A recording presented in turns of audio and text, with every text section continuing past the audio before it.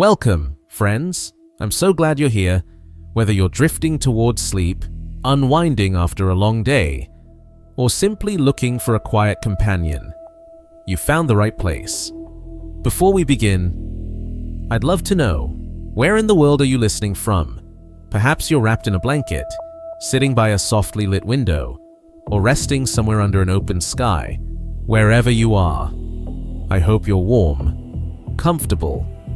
and ready to wander with me into the deep foundations of Earth's memory,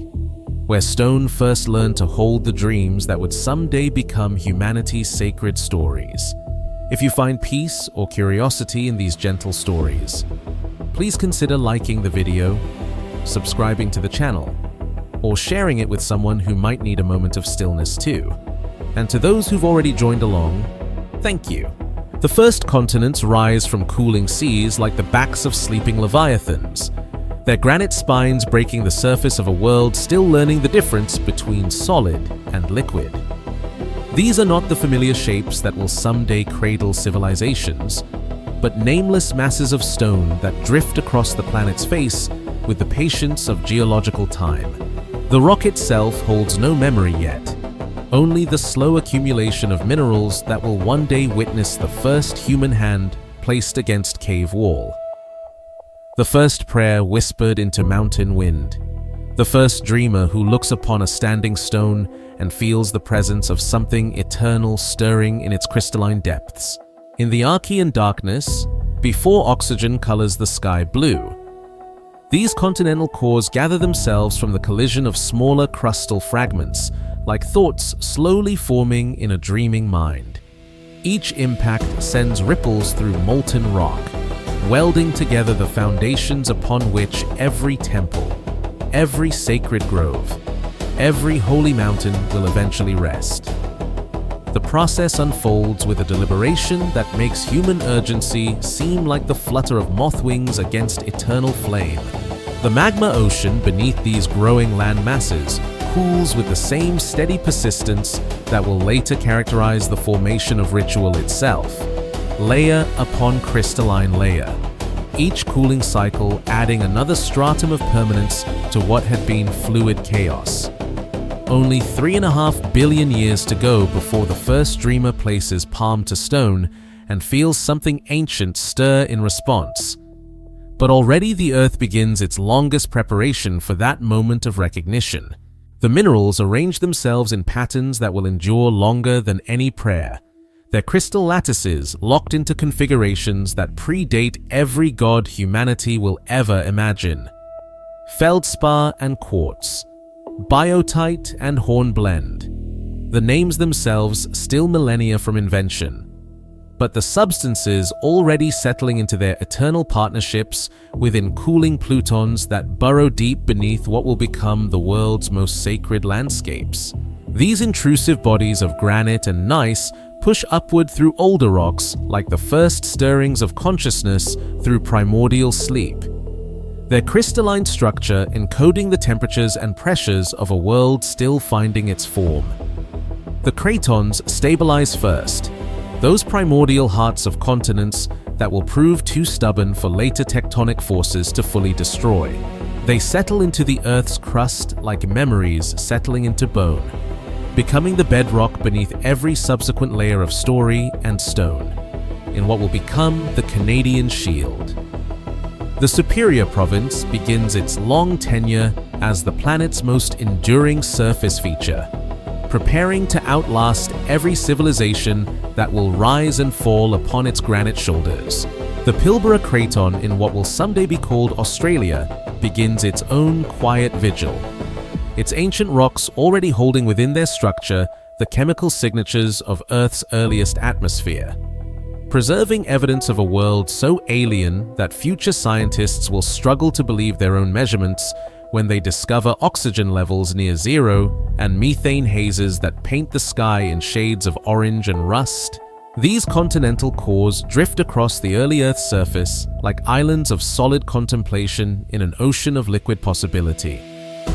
The Archean seas stretch between them, warmed by a younger sun whose nuclear fires burn with less steady confidence than they will develop in later eons. and stirred by tidal forces far stronger than any future ocean will know. The moon hangs closer then, perhaps 3 times nearer than it will when humans first crane their necks to wonder at its phases. Its gravitational pull generating tides that sweep hundreds of miles inland across the low-lying edges of these proto-continents, carving and recarving the shorelines where water meets stone in patterns that echo like mantras across deep time. The early atmosphere bears no resemblance to the sky that will one day inspire humanity's first creation myths. Methane and ammonia, hydrogen sulfide and carbon dioxide mingle in proportions that would be toxic to every form of complex life that will eventually evolve.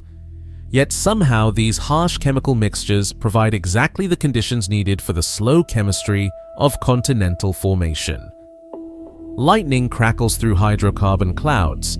splitting molecules and reassembling them in combinations that rain down upon the granite surfaces as the first organic compounds to touch solid ground. The process carries a certain inadvertent poetry, these toxic skies unknowingly preparing the chemical foundations for the life that will one day transform them into breathable air. Scientists still puzzle over exactly how these early land masses achieved their remarkable stability. Why some pieces of crust prove so resistant to the planet's restless recycling of surface materials. Perhaps it was their composition, that particular balance of light and heavy minerals that gives continental crust its buoyant persistence, allowing it to ride high on the mantle's denser currents like cork floating on water. Perhaps it was the thickness these early cratons achieved through collision and compression, building themselves into such substantial rafts of rock that they became unsinkable in the Earth's convecting interior, their roots extending down into the mantle like the deep foundations of cosmic architecture. Or perhaps it was simply cosmic chance, the way some things survive by being in exactly the right place when the universe decides to be gentle rather than catastrophic. When the bombardment of asteroids happens to space itself just widely enough to allow cooling between impacts, the mystery persists. Hidden in mineral grains older than complex life itself,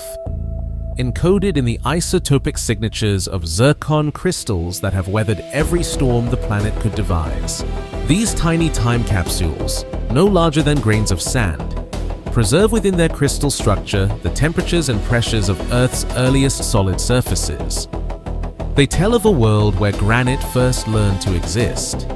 where the very concept of permanence began its long experiment with reality. Each zircon grain carries within its atomic structure a record of the moment when molten rock first achieved the patient stability that would one day support cathedrals and stone circles, temples and burial mounds. The weight of human hope pressed into foundations that remember their own formation from cosmic fire. The heat flow from the planet's interior runs higher in these ancient times. The radioactive decay of long-lived isotopes still energetic enough to keep vast regions of the mantle in constant motion. Uranium and thorium, potassium and aluminum. Their atomic nuclei splitting and combining in nuclear reactions that warm the Earth from within like a planetary hearth that will burn for billions of years. Yet somehow, impossibly, these first continental fragments achieve a kind of floating equilibrium, riding the currents of liquid rock like rafts navigating an ocean of fire. They collide and suture together along mountain ranges that dwarf any peaks humanity will ever see,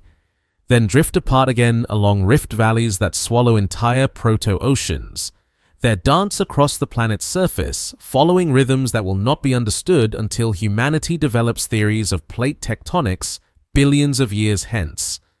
The very air above these early land masses shimmers with heat and chemical possibility. Aurora displays dance across the magnetosphere with an intensity that will never be matched in later epochs, as the young sun's solar wind interacts with Earth's still strengthening magnetic field. The charged particles paint the sky in curtains of green and gold, red and violet. Colors that illuminate the granite peaks and basaltic plains in light, shows that last for centuries at a time. No eye exists yet to witness this cosmic theater, but the stones themselves seem to absorb something of the aurora's patient dancing, as if learning from the sky how to hold light within crystalline structures, preparing for the distant day when humans will see sacred fire flickering in the depths of certain rocks and recognize something familiar in their mineral depths. The first stable shorelines established themselves during this era, those boundary zones where continent meets ocean that will become humanity's most mythologically charged landscapes. The tide pools that form in granite basins along these ancient coasts provide the protected environments where the earliest experiments in self-replicating chemistry will unfold. But that story lies still millions of years in the future. For now, these rocky shores simply practice their eternal rhythm of advance and retreat. Wave action slowly sculpturing the continental margins into the bays and headlands that will one day frame humanity's first glimpses of horizons that seem to promise other worlds beyond the curve of Earth's surface. How quietly the stage sets itself for every story that will follow, every myth that will attempt to explain the solid ground beneath human feet. These silent stone platforms drift across the early Earth like scattered islands of permanence in an ocean of change, unaware they are preparing the solid ground beneath humanity's first altar stones. How patiently the granite waits, holding its crystalline structure steady through eons of bombardment and heat, through meteor impacts that melt entire regions back to liquid submission,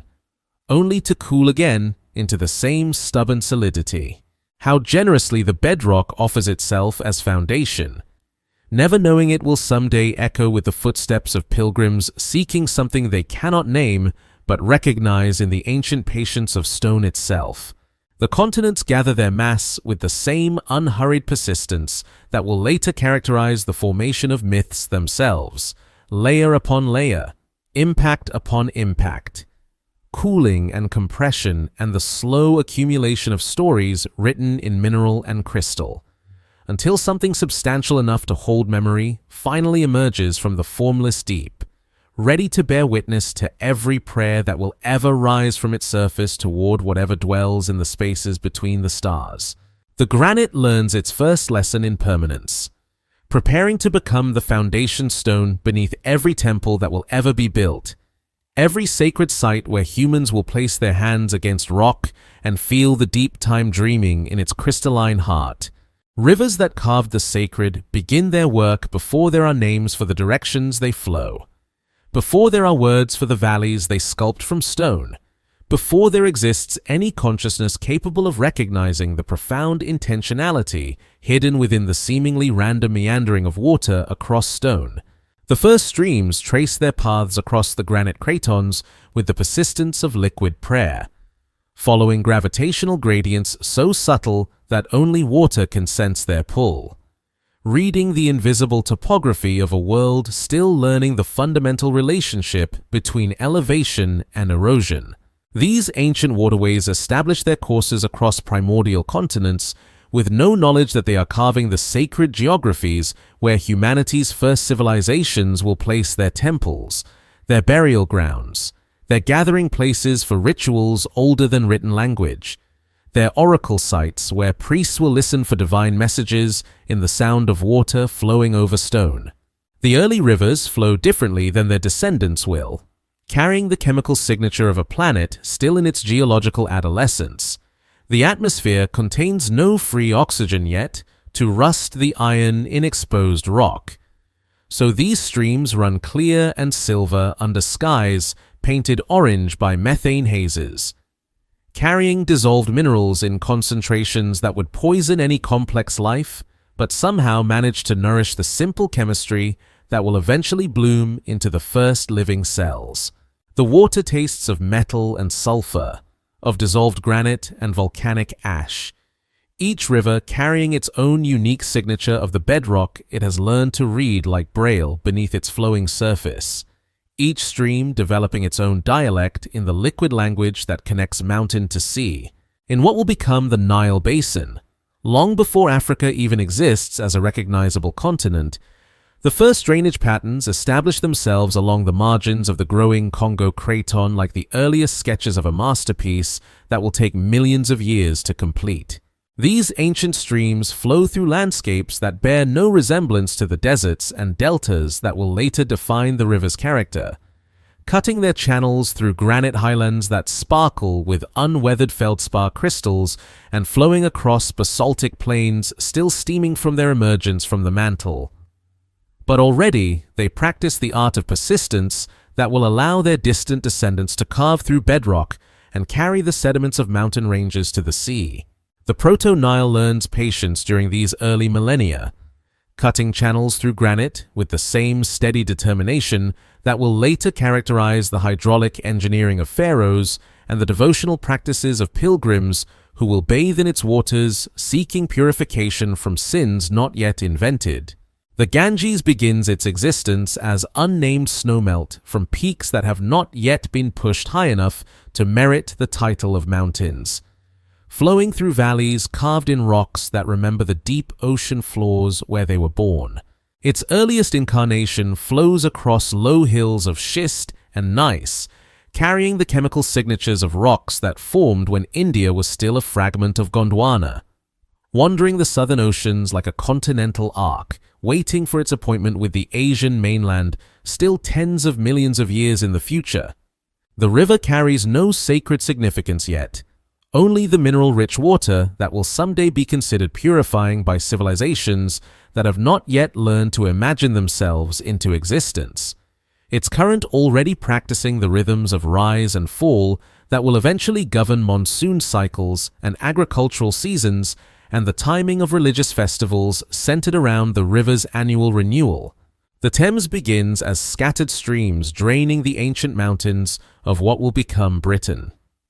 Flowing across a landscape of volcanic ash and cooling lava flows where London will never be built because London exists only in the realm of impossibly distant future possibility. These early British waters learned their craft by dissolving the mineral wealth of granite plutons and carrying it towards seas that will dry up and be replaced by other seas before the first fish develops the neural complexity to navigate upstream.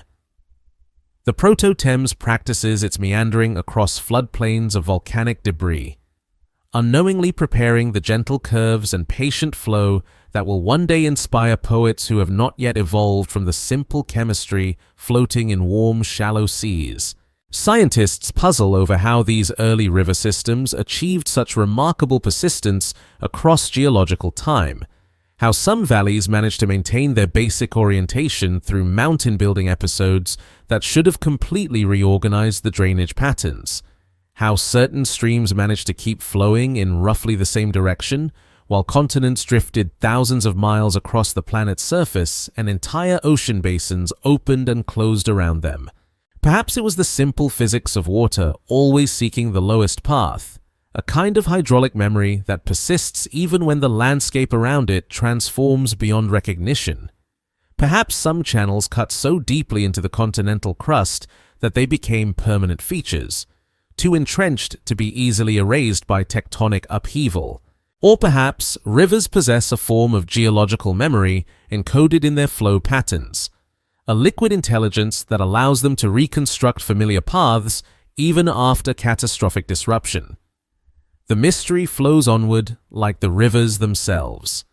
carrying its secrets in the current like dissolved minerals that never precipitate out of solution. The early streams discover the art of meandering during these formative eons,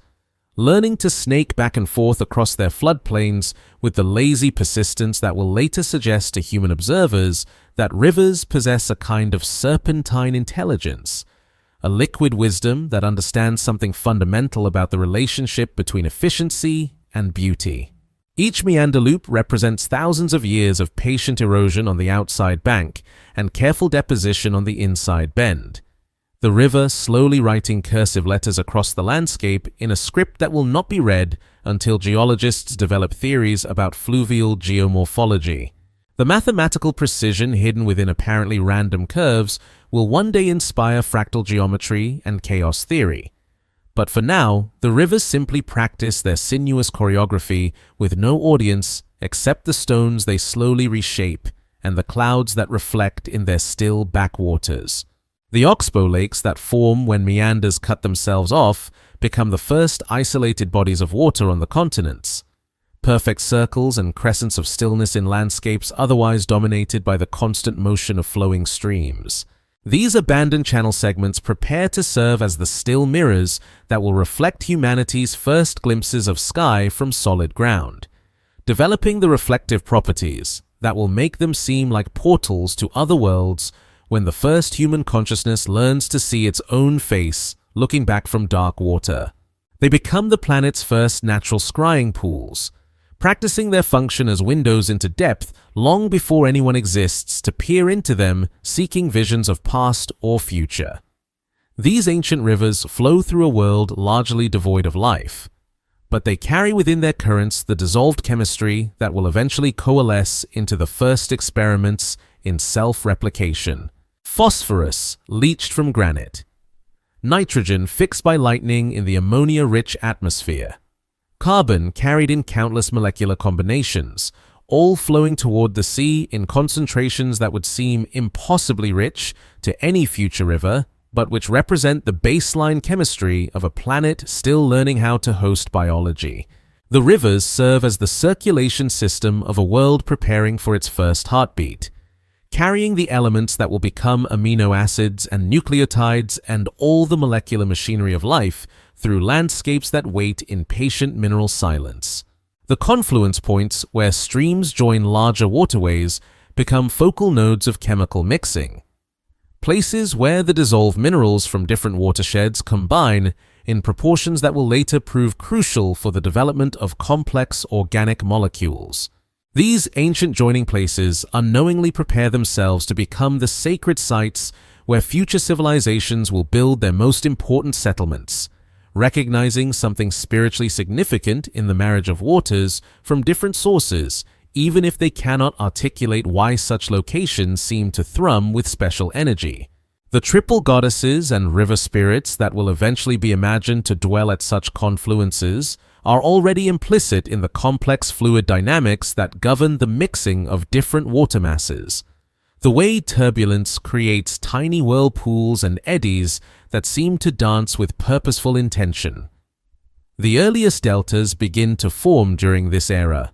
as rivers carry their sediment loads to the edges of shallow seas and learn the art of land building through patient deposition. These river mouths become the first laboratories for the interaction between fresh and salt water, creating the brackish mixing zones where different chemical regimes encounter each other and sometimes produce unexpected reactions. The Mississippi Delta exists only as a theoretical possibility encoded in the flow patterns of streams draining the ancient Superior Province, but already the physics of sediment transport and deposition begin their long apprenticeship in the art of creating new land from the slow destruction of old mountains. How methodically the water learns its ancient choreography, each river system developing the rhythm of seasonal flood and drought that will eventually govern the agricultural cycles of civilizations not yet imagined. The timing of plantings and harvests and religious festivals that celebrate the river's annual return to life after winter's dormancy. How carefully the streams practice their patience, cutting through bedrock grain by grain, year by year, preparing the valleys that will cradle humanity's first permanent settlements, shaping the topography that will channel winds and determine microclimates and create the natural amphitheaters where voices will carry across water to listening crowds gathered on opposing banks. How generously the flowing water offers its services as the planet's circulation system, carrying nutrients and minerals from highlands to lowlands, from interior to coast,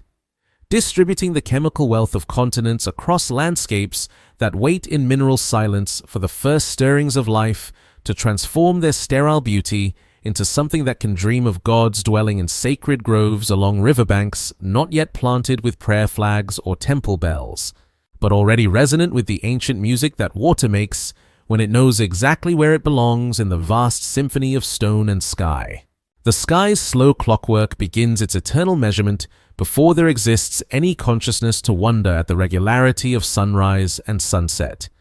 before there are words for morning or evening, before anyone dreams of marking time in anything smaller than geological epochs. Earth's axial tilt settles into the 23.5-degree angle that will govern the rhythm of seasons for billions of years to come, establishing the celestial choreography that will one day inspire humanity's first attempts to read meaning in the movement of stars across the vault of heaven. The planet's rotation stabilizes around its tilted axis like a spinning top finding its balance, creating the fundamental temporal patterns that will become the foundation for every calendar ever devised, every ritual cycle ever observed, every attempt to synchronize human activity with the deeper rhythms of cosmic time. The orbital mechanics that will one day be codified as Kepler's laws already govern Earth's path around the Sun, though the mathematical relationships remain hidden within the gravitational dance itself, awaiting discovery by minds that will not evolve for eons yet to come. The planet traces its elliptical course through space with the same patient precision that will later characterize the construction of megalithic monuments designed to capture solstice sunrises and equinox alignments. Each year lasts roughly 365 days, though the exact numbers shift slightly as tidal forces gradually slow Earth's rotation and the Moon's gravitational influence creates tiny wobbles in the planetary motion that will not be detected until humanity develops instruments sensitive enough to measure variations measured in milliseconds. The Sun itself burns younger and cooler than it will in later epochs, radiating about 25% less energy than it will when complex life begins to photosynthesize its light into chemical energy. Yet somehow this reduced solar output provides exactly the right amount of warmth to keep the early oceans liquid, a delicate balance that scientists still struggle to fully explain. The faint young sun paradox represents one of geology's most persistent mysteries. How did Earth avoid freezing solid during these early eons when stellar physics suggests that reduced solar luminosity should have locked the planet in permanent ice? Perhaps the thick blanket of greenhouse gases in the early atmosphere provided sufficient insulation. Or perhaps unknown feedback mechanisms in the Earth system compensated for the Sun's relative weakness. The lunar month establishes its rhythm during these primordial ages, though the Moon hangs much closer to Earth than it will when humans first begin to track its phases for agricultural and ceremonial purposes. The gravitational effects of this proximity create tidal forces that dwarf any future ocean surge, pulling massive walls of water across the shallow continental margins with a ferocity that would reshape coastlines daily if complex ecosystems existed to be disrupted. The Moon's face shows different features than it will display to future astronomers. Many of the familiar dark maria have not yet been carved by the massive impacts that will give the lunar surface its characteristic appearance of a face marked by cosmic violence. The precession of the equinoxes begins its stately 26,000-year cycle. Though this astronomical phenomenon will remain invisible and meaningless until civilizations develop the mathematical sophistication to track stellar positions across centuries and notice the slow drift of seasonal markers against the background of distant stars. The axis of Earth's rotation wobbles like a gyroscope winding down, causing the position of the pole star to shift gradually across different regions of the sky. What seems like a fixed point around which the heavens rotate proves to be just another form of cosmic motion, another layer of change hidden within apparent stability. The aurora displays that dance across the magnetosphere in these early times burn with an intensity that will never be matched in later epochs, painting the sky in sheets of colored light that would be visible even through the methane hazes that tint the atmosphere orange and brown. The young sun's solar wind carries more charged particles than it will when it matures into the stable, hydrogen-burning furnace that will warm Earth through the age of complex life. These early aurora storms sometimes last for months, filling the sky with shifting curtains of green and gold and red that illuminate the granite peaks and basaltic plains in spectral light that no eye exists to witness. The magnetic field that deflects most of this solar radiation and creates the conditions for aurora displays fluctuates wildly during Earth's early history, sometimes weakening to nearly nothing and allowing cosmic rays to penetrate deep into the atmosphere, sometimes strengthening into configurations that would disrupt any electronic technology if such devices existed to be affected. The dynamo mechanism in the planet's liquid iron core learns its craft through these early experiments in magnetic field generation, developing the stable field geometry that will eventually protect the atmosphere from being stripped away by solar wind, as happened to Mars when its dynamo shut down and its magnetic field collapsed. Scientists continue to puzzle over the exact mechanisms that drive Earth's magnetic dynamo. Why some planets develop strong protective magnetic fields, while others lose theirs to the depths of space along with their atmospheres and any hope of hosting life. The Earth's molten iron core convex in patterns too complex to model with current computational power, generating electrical currents that somehow organize themselves into the dipolar field configuration that creates magnetic north and south poles. The process involves feedback loops between temperature, pressure, rotation, and chemical composition that remain only partially understood despite decades of research into magnetohydrodynamics. The first ice ages may have occurred during this era, though the evidence remains ambiguous and the mechanisms poorly understood. If global glaciation did lock the early Earth in ice, the snowball conditions would have been broken by volcanic outgassing that eventually built up enough carbon dioxide to create a greenhouse effect powerful enough to melt the planetary ice sheets. These hypothetical snowball Earth events represent some of the most extreme climate changes in the planet's history. Transitions from frozen wasteland to tropical greenhouse that occurred over geological timescales measured in millions of years, but which would seem instantaneous compared to the slow pace of continental drift and mountain building. How patiently the celestial machinery establishes its rhythms, each astronomical cycle preparing to serve as the temporal framework for rituals not yet imagined, calendars not yet needed, observations not yet possible.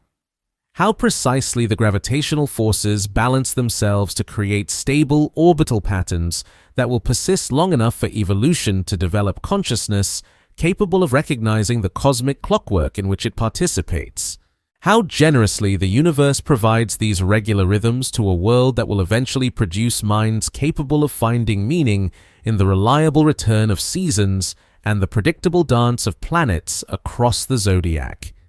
Even though meaning itself remains purely hypothetical, in a world not yet ready to interpret the significance of solstices and equinoxes and the slow precession of stellar coordinates across the sphere of night. Deep wells and deeper time begin their patient excavation in the bedrock beneath landscapes that will not see their first human footprints for billions of years, carving underground chambers and aquifer systems that prepare themselves to become humanity's most sacred sites long before the first prayer is spoken above ground. Groundwater systems establish themselves in the granite cratons and limestone formations with the same methodical persistence that will later characterize the construction of temples and the digging of ceremonial wells, following fracture patterns and mineral veins through solid rock with liquid determination that measures progress not in human lifetimes but in geological epochs measured in millions of years of patient dissolution and slow excavation. The earliest aquifers form as rainwater seeps through porous rock formations, following the path of least resistance through interconnected networks of microscopic pores and hairline fractures that thread through the continental crust like a hidden circulatory system. These underground rivers flow in darkness through channels carved by chemistry rather than simple erosion, as slightly acidic water slowly dissolves limestone and marble and creates the first cavern systems that will one day echo with the voices of priests and pilgrims seeking communion with whatever powers dwell beneath the surface of the ordinary world. The water moves through these subterranean passages with the patience of geological time,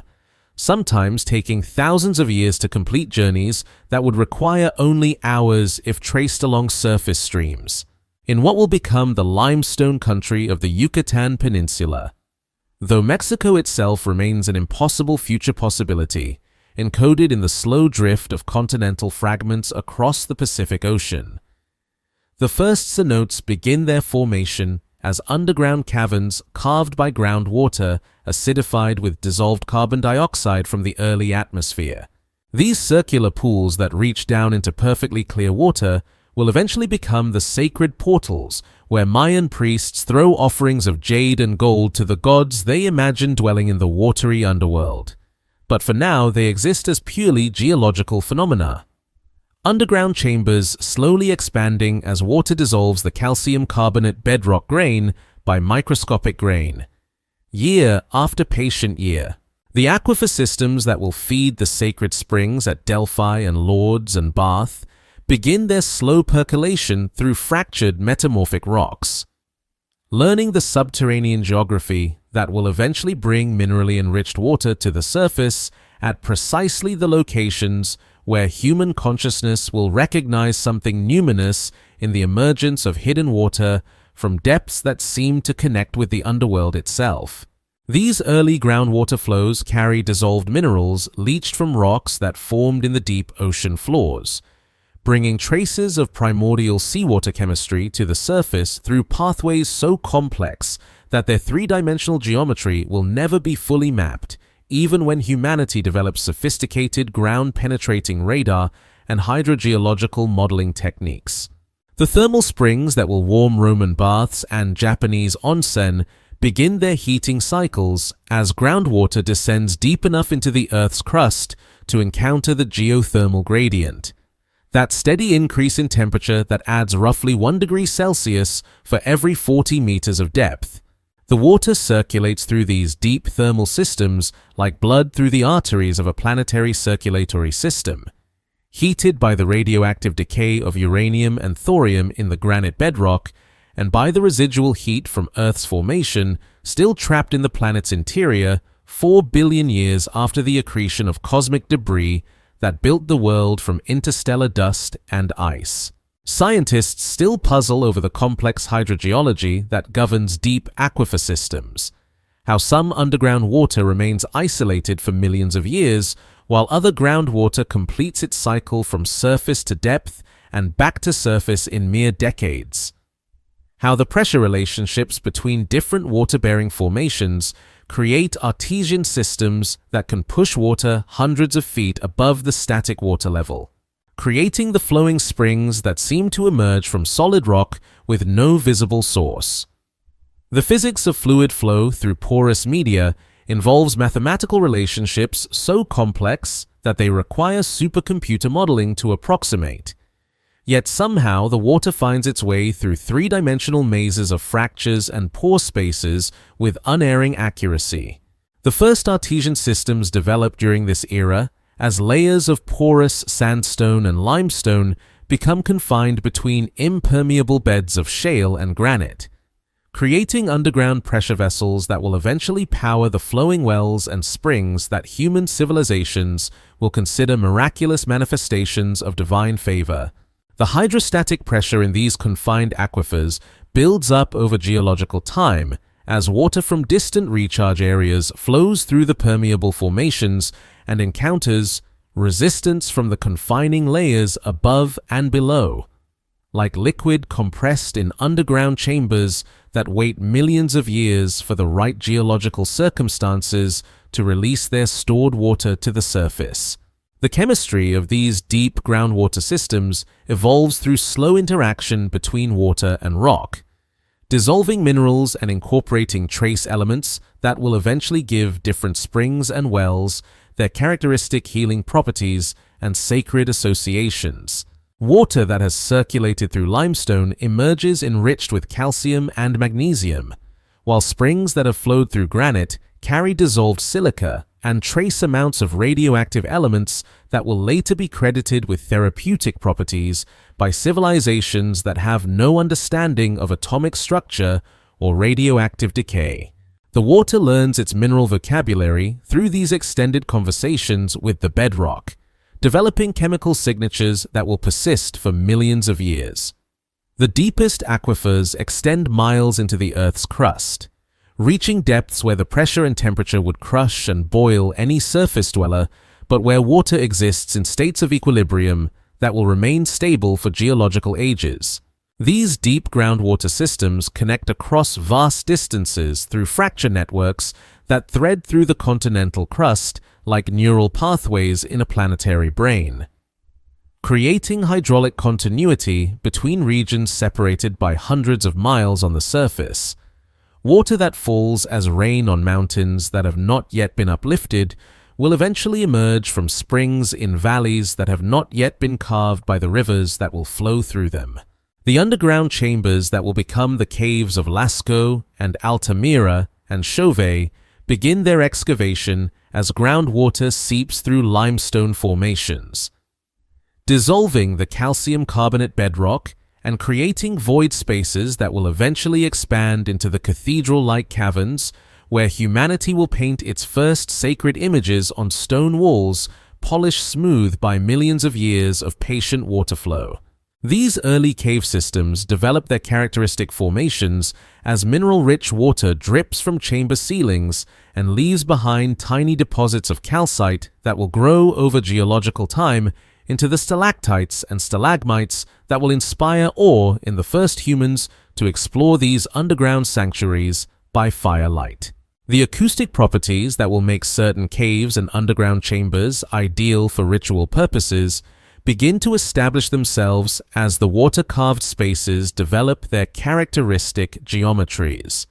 learning to resonate at frequencies that will later seem to amplify human voices and musical instruments in ways that suggest supernatural enhancement. The physics of sound propagation through these underground spaces creates natural reverb and echo effects that will convince future visitors that the caves themselves possess consciousness and respond to human presence.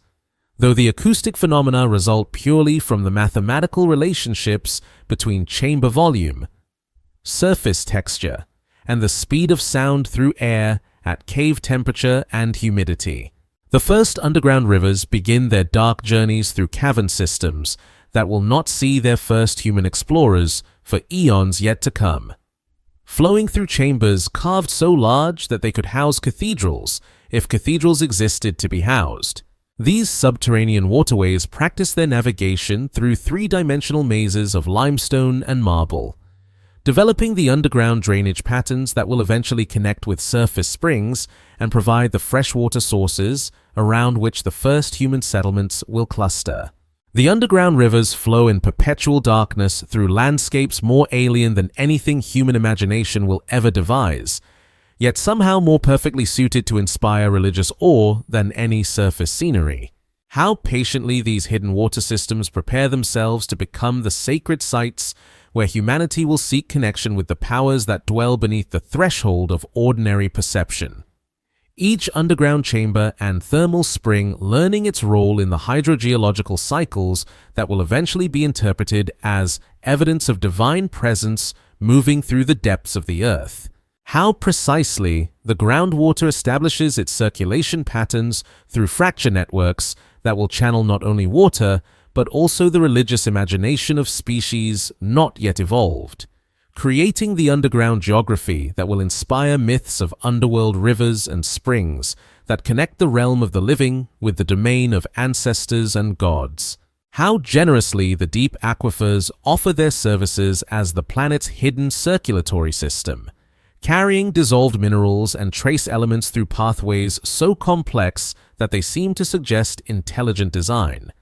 preparing to provide the freshwater sources and sacred springs around which humanity will build its holiest shrines. Never suspecting that the miraculous emergence of pure water from solid rock represents not divine intervention, but simply the patient working of hydrogeological processes that began their slow excavation of underground sanctuaries billions of years before the first human hand was ever pressed against stone in recognition of something sacred stirring in the depths, where lightning taught fire its first lessons. The early atmosphere crackles with electrical discharges that dwarf any storm system the planet will experience once complex life begins to moderate the chemical composition of air and sky. Natural electrical phenomena demonstrate flame's power across landscapes devoid of witnesses.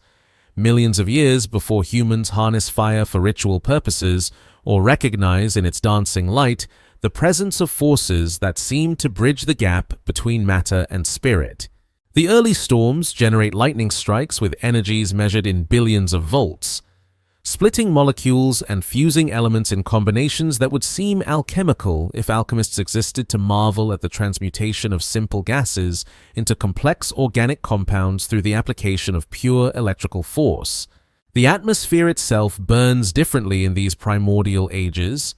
rich with methane and ammonia and hydrogen sulfide that ignite under lightning strikes and sustain combustion across vast regions of the continental surfaces. These early conflagrations spread through hydrocarbon gases with the patience of geological time,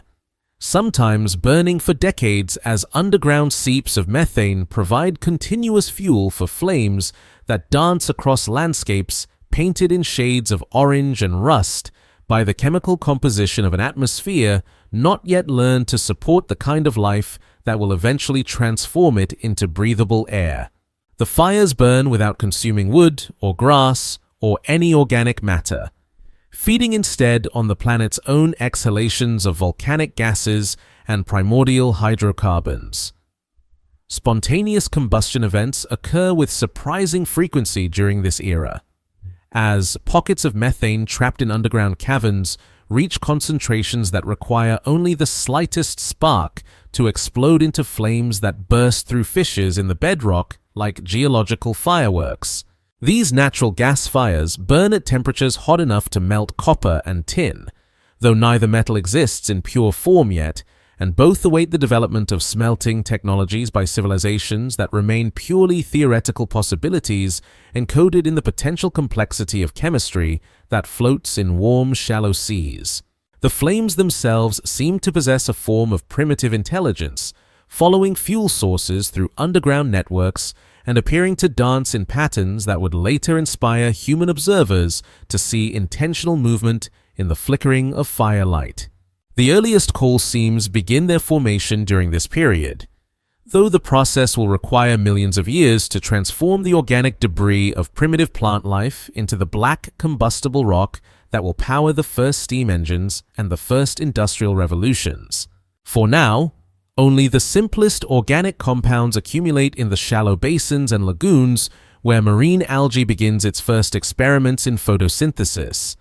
laying down thin layers of carbon-rich sediment that will eventually be compressed into the fossil fuel that will seem like captured sunlight when humanity learns to burn it for warmth and power. The coal measures sleep beneath accumulating sediments like libraries of stored energy waiting for readers who can unlock their chemical potential. Lightning strikes during these early eons create fulgurites, tubes of natural glass formed when electrical discharges fuse sand and soil into hollow cylindrical sculptures that preserve the exact path of each lightning bolt through solid matter. These geological artifacts record the precise three-dimensional geometry of electrical discharge through earth and stone, creating the first permanent records of electrical activity that will persist for millions of years as testimony to the power of atmospheric electricity. The fulgurites branch and fork like frozen lightning, their surfaces glazed with minerals melted and cooled in the milliseconds of electrical contact, creating forms that seem to blend the organic and the inorganic in ways that would inspire art movements not yet imagined. Scientists continue to puzzle over the exact mechanisms that generated such intense electrical activity in the early atmosphere. Why lightning strikes in the Archean and Proterozoic eons carried so much more energy than their modern counterparts. Why the early storms sustained themselves for such extended periods without the complex feedback systems that govern contemporary weather patterns. Perhaps the different atmospheric composition created conditions more conducive to charge separation, or perhaps the stronger magnetic field interactions with solar wind generated electrical potentials that no longer exist. The mystery persists like the smell of ozone that lingers after lightning strikes, a reminder of forces that remain only partially understood despite centuries of research into atmospheric electricity. The first forest fires begin during this era,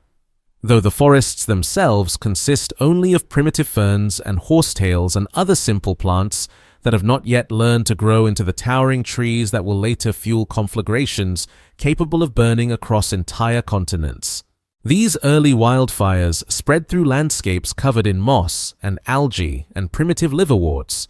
burning with a slow intensity that clears vast areas and prepares the ground for new generations of plant life to experiment with different strategies for survival and reproduction. The fires move across the landscape with the patience of lava flows, consuming everything combustible and leaving behind blackened clearings where evolution will conduct its first experiments in forest succession and ecological recovery. The underground coal fires that will burn for centuries in places like Centralia begin their slow combustion during this period as lightning strikes ignite seams of organic matter that have accumulated in swampy environments where plant debris settles faster than it can decay. These subterranean fires burn at temperatures just hot enough to sustain themselves indefinitely, consuming buried organic material at rates so slow that individual fires can persist for millions of years, sending plumes of smoke and steam through fissures in the overlying rock and creating landscapes that seem to exhale the breath of some sleeping geological creature. The underground fires create their own weather systems, heating the air above them and generating convection currents that influence local precipitation patterns.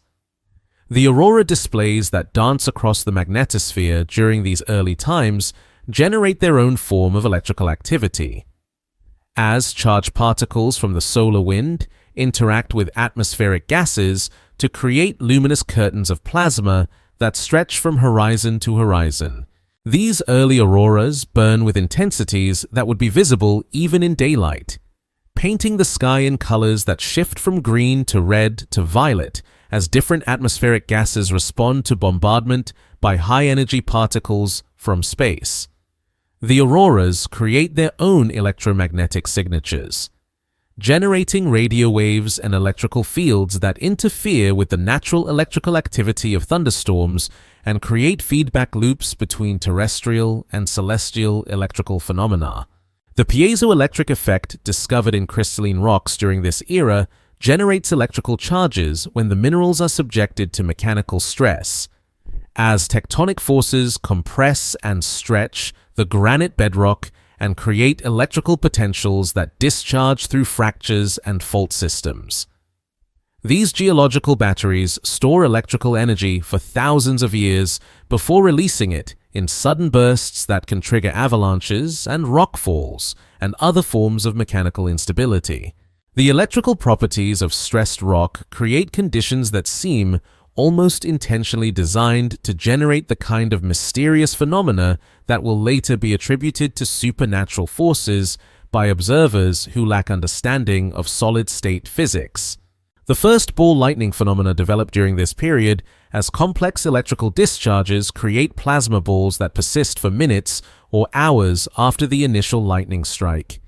drifting through the atmosphere like miniature suns and occasionally passing through solid matter in ways that seem to violate the known laws of physics. These electrical phenomena remain poorly understood even by modern science, their behavior so strange and unpredictable that they seem more like manifestations of consciousness than simple electromagnetic events. The ball lightning floats through the early atmosphere with apparent intentionality, following air currents and magnetic field lines in patterns that would later suggest to human observers that electrical phenomena possess some form of primitive intelligence. How patiently fire learns its fundamental lessons in these early landscapes, practicing the chemistry of combustion through millions of years of lightning strikes and spontaneous ignition events that occur without witnesses, but with perfect attention to the physics of oxidation and reduction. Each flame a brief experiment in the transformation of matter into energy and light. How precisely the electrical forces establish their dominance over atmospheric chemistry, demonstrating through countless discharges the power to split molecules and rearrange atoms and create complex organic compounds from simple gases through nothing more than the application of electrical potential across chemical bonds. How generously the early Earth provides these pyrotechnic displays to landscapes that wait in patient mineral silence for the evolution of consciousness capable of recognizing in fire's dancing light the presence of transformative forces that seem to exist at the boundary between the physical and the metaphysical. Each lightning strike a brief revelation of the electrical nature of matter itself. Each flame a preview of the sacred fires that will one day burn in temples and on altars built by beings who understand intuitively that fire represents something more fundamental than mere chemical reaction, something closer to the essential nature of energy expressing itself through the willing combustion of substance into pure light and heat. Mountains rise like sleeping giants across the primordial continents, their granite peaks pushing upward through overlying sediments with the same inexorable patience that will later characterize the construction of stone circles and megalithic monuments. Tectonic uplift creates the highland formations that will become sacred peaks long before any consciousness exists to recognize the spiritual significance of elevated landscapes that seem to bridge earth and sky. These early mountain ranges thrust their summits toward the heavens with forces measured in millions of tons per square inch. The continental crust crumpling and folding like fabric as massive crustal plates collide and override each other in slow-motion impacts that release more energy than any volcanic eruption, but distribute that energy across millions of years of gradual elevation. The Himalayas exist only as a theoretical possibility encoded in the northward drift of the Indian subcontinent, still separated from Asia by thousands of miles of ocean that will not close for hundreds of millions of years. But already the physics of mountain building practice their craft through smaller ranges that rise and fall across the shifting continental surfaces, learning the engineering principles that will eventually lift Mount Everest to heights where human climbers will struggle for breath in the thin atmosphere that crowns the world's tallest peak. These proto-mountain ranges develop the characteristic profiles that will later inspire religious awe, steep-sided peaks that catch and hold clouds, creating the illusion that divine powers dwell among the summit snows. The Rockies and the Alps and the Andes begin their existence as broad upwarps in the continental crust. Gentle rises in elevation that will require millions of years of continued compression to achieve the dramatic relief that will define their mature topography. The early stages of mountain building proceed with such geological patience that individual peaks rise at rates measured in millimeters per century, imperceptible to any hypothetical observer, but inevitable as the gravitational forces that drive continental drift. Each mountain range develops its own personality through the unique combination of rock types and structural geology that determines how it will respond to the stresses of crustal deformation. The snow line establishes itself at elevations that will fluctuate dramatically as global climate systems develop their characteristic patterns of warming and cooling across geological time. These early mountains receive their first snowfall in an atmosphere still thick with greenhouse gases, the precipitation falling as a mixture of water and organic compounds that paint the pristine granite summits in shades of yellow and brown. The snow that accumulates at high elevation begins its patient work of mechanical weathering, freezing and thawing in daily cycles that split the bedrock along natural fractures and create the talus slopes and scree fields that will later provide the loose stone for humanity's first attempts at monumental architecture. Scientists continue to puzzle over the exact mechanisms that drive mountain building. Why some regions of the continental crust prove so susceptible to compression while others remain relatively stable across hundreds of millions of years of tectonic activity. The mathematics of crustal deformation involves variables so complex that they challenge the most sophisticated computer models. Yet somehow the mountains achieve their characteristic geometries through processes that seem almost artistically inspired. Perhaps the patterns of uplift reflect deeper structures in the mantle. Or perhaps mountain ranges follow fault systems established during the earliest stages of continental formation. The first glaciers begin to form at high elevations during this era, though the ice sheets themselves remain small and localized compared to the continental glaciers that will later carve the landscapes of North America and Northern Europe. These mountain glaciers learn their craft through millions of years of accumulation and ablation, developing the flow patterns and erosional capabilities that will eventually sculpt the characteristic U-shaped valleys and hanging waterfalls that define alpine topography. The glacial ice moves through mountain valleys with the same patient persistence that characterizes all geological processes, grinding bedrock into flour-fine particles and carrying erratic boulders hundreds of miles from their points of origin. The tree line establishes itself at elevations that will shift dramatically as plant communities evolve the strategies necessary to survive in the harsh conditions of high-altitude environments. These early mountains host only the simplest forms of vegetation, primitive lichens and mosses that cling to rock faces and extract nutrients from atmospheric precipitation and the slow chemical weathering of granite and schist. The vegetation zones that develop on these primordial peaks create the altitudinal gradients that will later inspire human observers to imagine that mountains possess souls that inhabit different levels of spiritual reality as elevation increases toward the realm of pure spirit, symbolized by snow-covered summits. The acoustic properties that will make mountain peaks ideal for ritual purposes begin to establish themselves as the elevated landscapes develop their characteristic ability to amplify sound and create echo effects that transform human voices into something larger than their original volume and range. The physics of sound propagation through thin mountain air creates natural amplification systems that will convince future visitors that the peaks themselves respond to human presence. Though the acoustic phenomena result purely from the mathematical relationships between air density, temperature, and the reflective properties of granite cliff faces and rock formations, the first avalanches and landslides begin to shape mountain topography during this period. As the forces of gravity overcome the structural integrity of oversteepened slopes and send massive quantities of rock and debris cascading into the valleys below. These early mass-wasting events create the characteristic scree slopes and alluvial fans that will later provide the construction materials for humanity's first attempts at monumental architecture.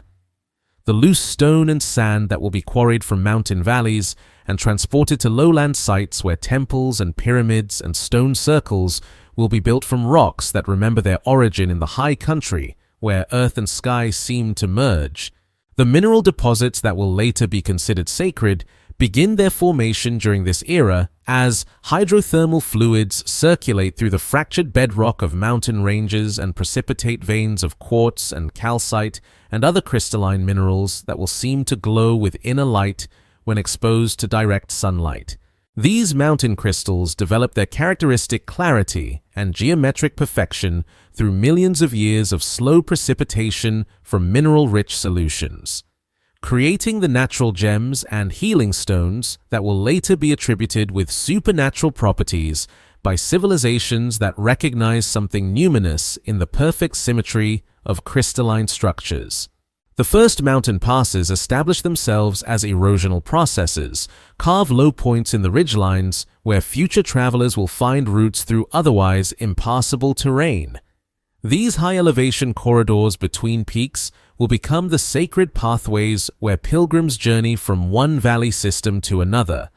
following routes established by the patient work of wind and water and ice across geological time. The passes themselves seem to possess a form of geographical intelligence, locating themselves at precisely the elevations and orientations that will prove most useful for human migration and trade and religious pilgrimage. The weather systems that develop around mountain ranges create the orographic precipitation patterns that will govern the distribution of water resources across entire continents. as moist air masses encounter the barrier of elevated terrain and release their moisture on windward slopes while creating rain shadows on leeward sides. These mountain-induced climate patterns establish the geographical framework for the development of different ecosystems and human cultures, determining which valleys will become agricultural heartlands and which will remain arid highlands suitable only for nomadic pastoralism or contemplative retreat. How patiently these elevated landscapes prepare themselves to become the sacred peaks where humanity will seek communion with whatever powers dwell in the thin air above the tree line. Each mountain developing its characteristic profile and personality through millions of years of uplift and erosion. Learning its role in the geographical systems that will eventually be interpreted as evidence of divine architecture written in stone across the continental surfaces. How precisely the forces of tectonics and weathering collaborate to create summit landscapes that seem designed to inspire religious awe, with their dramatic relief and snow-covered peaks that catch the first and last light of day and seem to burn with inner fire against the darkness of approaching night. How generously these sleeping giants offer their elevated perspectives to a world that will eventually produce consciousness capable of recognizing in mountain heights the natural altars where earth and sky seem to merge, where the ordinary world falls away below and something larger reveals itself in the clarity of high-altitude air and the vast perspectives that open from ridgelines that stretch toward horizons measured not in miles, but in the curvature of the planet itself. The moon's ancient dance establishes its gravitational choreography in skies closer and more dramatic than any future generation will witness, its silvered face looming 3 times nearer to Earth than it will when humans first develop the mathematics to calculate orbital mechanics and tidal theory. Lunar cycles establish their gravitational pull on oceans and atmospheric tides with forces powerful enough to deform the solid bedrock of continents, creating the celestial timekeeper that will guide humanity's first spiritual observations long before anyone understands that the moon's phases result from changing angles of solar illumination rather than the cyclical breathing of some cosmic deity. The early moon traces its elliptical path through star fields that bear no resemblance to the familiar constellations that will later serve as celestial maps for navigation and seasonal prediction. Its surface still molten in places from the massive impacts that carved the Maria and highlands visible to the naked eye across the vacuum of space. The tidal forces generated by this closer moon reshape coastlines daily, pulling walls of water hundreds of feet high across the shallow continental margins with a regularity that makes the ocean seem to breathe with the rhythm of some planetary respiratory system. These extreme tides reach so far inland that they create temporary inland seas that expand and contract with each lunar cycle, carving amphitheaters and natural basins in the granite bedrock that will later serve as the sacred pools where priests perform ritual purifications and seekers come to meditate on the connection between celestial and terrestrial rhythms. The tidal bores that surge up river valleys during these early epochs carry enough energy to transport boulders and reshape entire drainage systems twice each day. The moon itself shows a different face during these primordial times,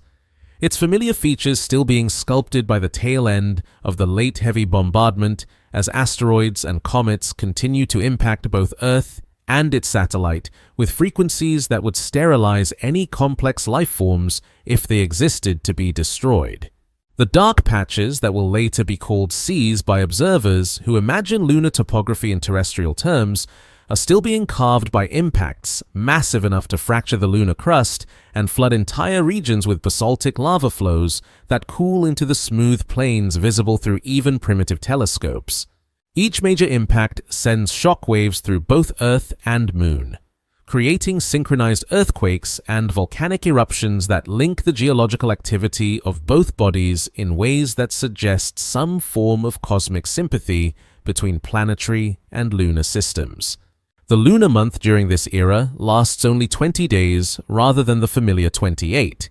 as the moon's closer orbit creates a faster cycle of phases that will gradually slow as tidal friction transfers angular momentum from Earth's rotation to the moon's orbital motion. This process of tidal evolution operates with such geological patience that it will require billions of years to move the moon to its familiar distance and establish the month-long cycle that will become the foundation for humanity's first calendars and agricultural timing systems. The physics of tidal deceleration involves feedback loops between oceanic friction and rotational energy so complex that they will not be understood until humanity develops sophisticated theories of celestial mechanics. Scientists continue to puzzle over the exact origin of the moon itself, whether it formed from the debris of a Mars-sized impact that nearly shattered the early Earth, or whether it represents a captured asteroid that wandered too close to Earth's gravitational field and became permanently bound in orbit around the planet. The chemical composition of lunar rocks returned by the Apollo missions suggests that the moon and Earth formed from the same primordial materials. But the isotopic ratios tell a story of high-temperature processes that remain difficult to reconcile with current theories of planetary formation. The mystery persists like the moon itself, a constant presence in Earth's sky that continues to raise more questions than it answers about the violent processes that shaped the early solar system. The libration cycles that cause the moon to rock back and forth in its orbit create subtle variations in the lunar face visible from Earth,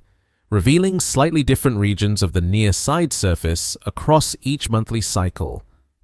These librational motions result from the complex gravitational interactions between Earth, Moon, and Sun that create perturbations in what would otherwise be a perfectly circular orbit around Earth's center of mass. The mathematics that govern these orbital variations involve celestial mechanics so sophisticated that they challenge even modern computational methods. Yet somehow, the three-body system achieves a dynamic stability that persists across geological time. The synchronous rotation that keeps the same lunar hemisphere always facing Earth develops during these early epochs as tidal forces gradually lock the moon's rotational period to its orbital period, creating the phenomenon that will later inspire myths about the moon's hidden dark side and its mysterious far hemisphere that remains forever invisible to Earth-based observers. This tidal locking process operates through the same mechanisms that slow Earth's rotation and lengthen the day, creating a coupled system where both planetary and lunar rotations evolve together toward a final state where both bodies would show the same face to each other permanently if the system had enough time to reach that equilibrium before other astronomical forces intervene. The lunar eclipses that occur when Earth's shadow falls across the moon's surface create dramatic celestial events that transform the familiar silver disk into a copper-colored orb hanging in the darkened sky like a drop of molten metal suspended against the star field. These eclipses happen with a frequency and duration determined by the precise alignment of orbital planes and the relative sizes of Earth, Moon, and Sun as seen from different vantage points in the solar system. The eclipsed moon glows with the reddened sunlight that passes through Earth's atmosphere and refracts around the planet's limb, creating a form of cosmic sunset that illuminates the lunar surface with light that has been filtered through all the sunrises and sunsets occurring simultaneously around Earth's terminator. The moon's influence on atmospheric tides creates pressure variations that affect weather patterns in ways so subtle that they will not be detected until humanity develops barometric instruments sensitive enough to measure changes of less than a millibar. These lunar atmospheric tides interact with solar heating cycles to create complex patterns of air movement that influence cloud formation and precipitation in regional climate systems. The gravitational effects extend even to the solid Earth itself, causing the planet's surface to rise and fall by several inches twice each day as the moon's gravitational field deforms the supposedly solid bedrock of continents and ocean floors.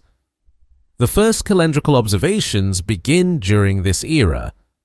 Though no conscious observers exist to recognize the regular patterns hidden within the apparently chaotic movements of celestial bodies across the dome of night sky, the mathematical relationships between lunar months, solar years, and the precession of equinoxes create astronomical cycles that repeat on timescales ranging from months to millennia, providing the temporal framework for every calendar system that will ever be devised by human civilizations. These nested cycles of celestial motion establish the rhythmic patterns that will later seem to encode some form of cosmic meaning accessible to minds capable of recognizing mathematical harmony in the movements of planets and stars. The perigee and apogee variations that cause the moon to appear larger and smaller as its elliptical orbit brings it closer to and farther from Earth create the phenomenon of supermoons and mini-moons that will later inspire astronomical observations and astrological interpretations. The apparent size variations amount to only 14% difference in lunar diameter as seen from Earth's surface. But this subtle change proves sufficient to create noticeable differences in tidal range and the moon's visual impact when it rises over the horizon. The closest lunar approaches create tidal forces strong enough to trigger earthquakes in geologically unstable regions and influence the timing of volcanic eruptions in ways that suggest mysterious connections between celestial and terrestrial processes. How patiently this ancient celestial timekeeper establishes its rhythmic presence in Earth's sky. Each orbit a lesson in gravitational dynamics and tidal theory that will not be understood for billions of years, but which operates with mathematical precision that governs everything from ocean tides to the length of days to the stability of Earth's axial tilt that creates the seasons. How precisely the moon calibrates its distance and orbital characteristics to provide exactly the right gravitational influence to stabilize Earth's climate and create the tidal pools where life will conduct its first experiments in the transition from sea to land. How generously this cosmic clockwork offers its services as the celestial calendar that will eventually guide agricultural cycles and religious festivals, and the human recognition that consciousness exists within a universe governed by mathematical relationships so beautiful and precise that they seem to suggest some form of cosmic intelligence expressing itself through the patient dance of planetary bodies across the vault of space. Each lunar cycle a reminder that time itself possesses a rhythm larger and more fundamental than any human heartbeat. Each phase a glimpse into the astronomical mechanisms that link Earth's biological systems to the gravitational choreography of the solar system itself. Caves that swallow echoes begin their patient excavation in limestone formations across the proto-continents, carving underground chambers with acoustic properties so precisely tuned that they seem designed by some geological intelligence that anticipates the eventual arrival of voices that will require amplification and transformation. Limestone dissolution carves these subterranean spaces through the slow chemistry of slightly acidic groundwater, eating away calcium carbonate bedrock grain by microscopic grain, creating void spaces that expand over millions of years into the cathedral-like caverns where early humans will first hear their voices transformed by stone into something larger and more resonant than any sound they can produce in the open air above ground. The acoustic engineering that develops in these natural underground chambers rivals anything that human architects will ever achieve, as the curved walls and domed ceilings create reverberation patterns that amplify whispered words into booming pronouncements and transform simple songs into complex harmonies that seem to arise from the stone itself. These early cave systems learned their sonic properties through millions of years of patient excavation, each chamber developing its characteristic resonant frequencies as groundwater slowly dissolves the limestone walls into exactly the right curvature and surface texture to create specific acoustic effects. The physics of sound propagation through these underground spaces involves mathematical relationships so sophisticated that they will not be understood until humanity develops architectural acoustics and the science of reverberation time.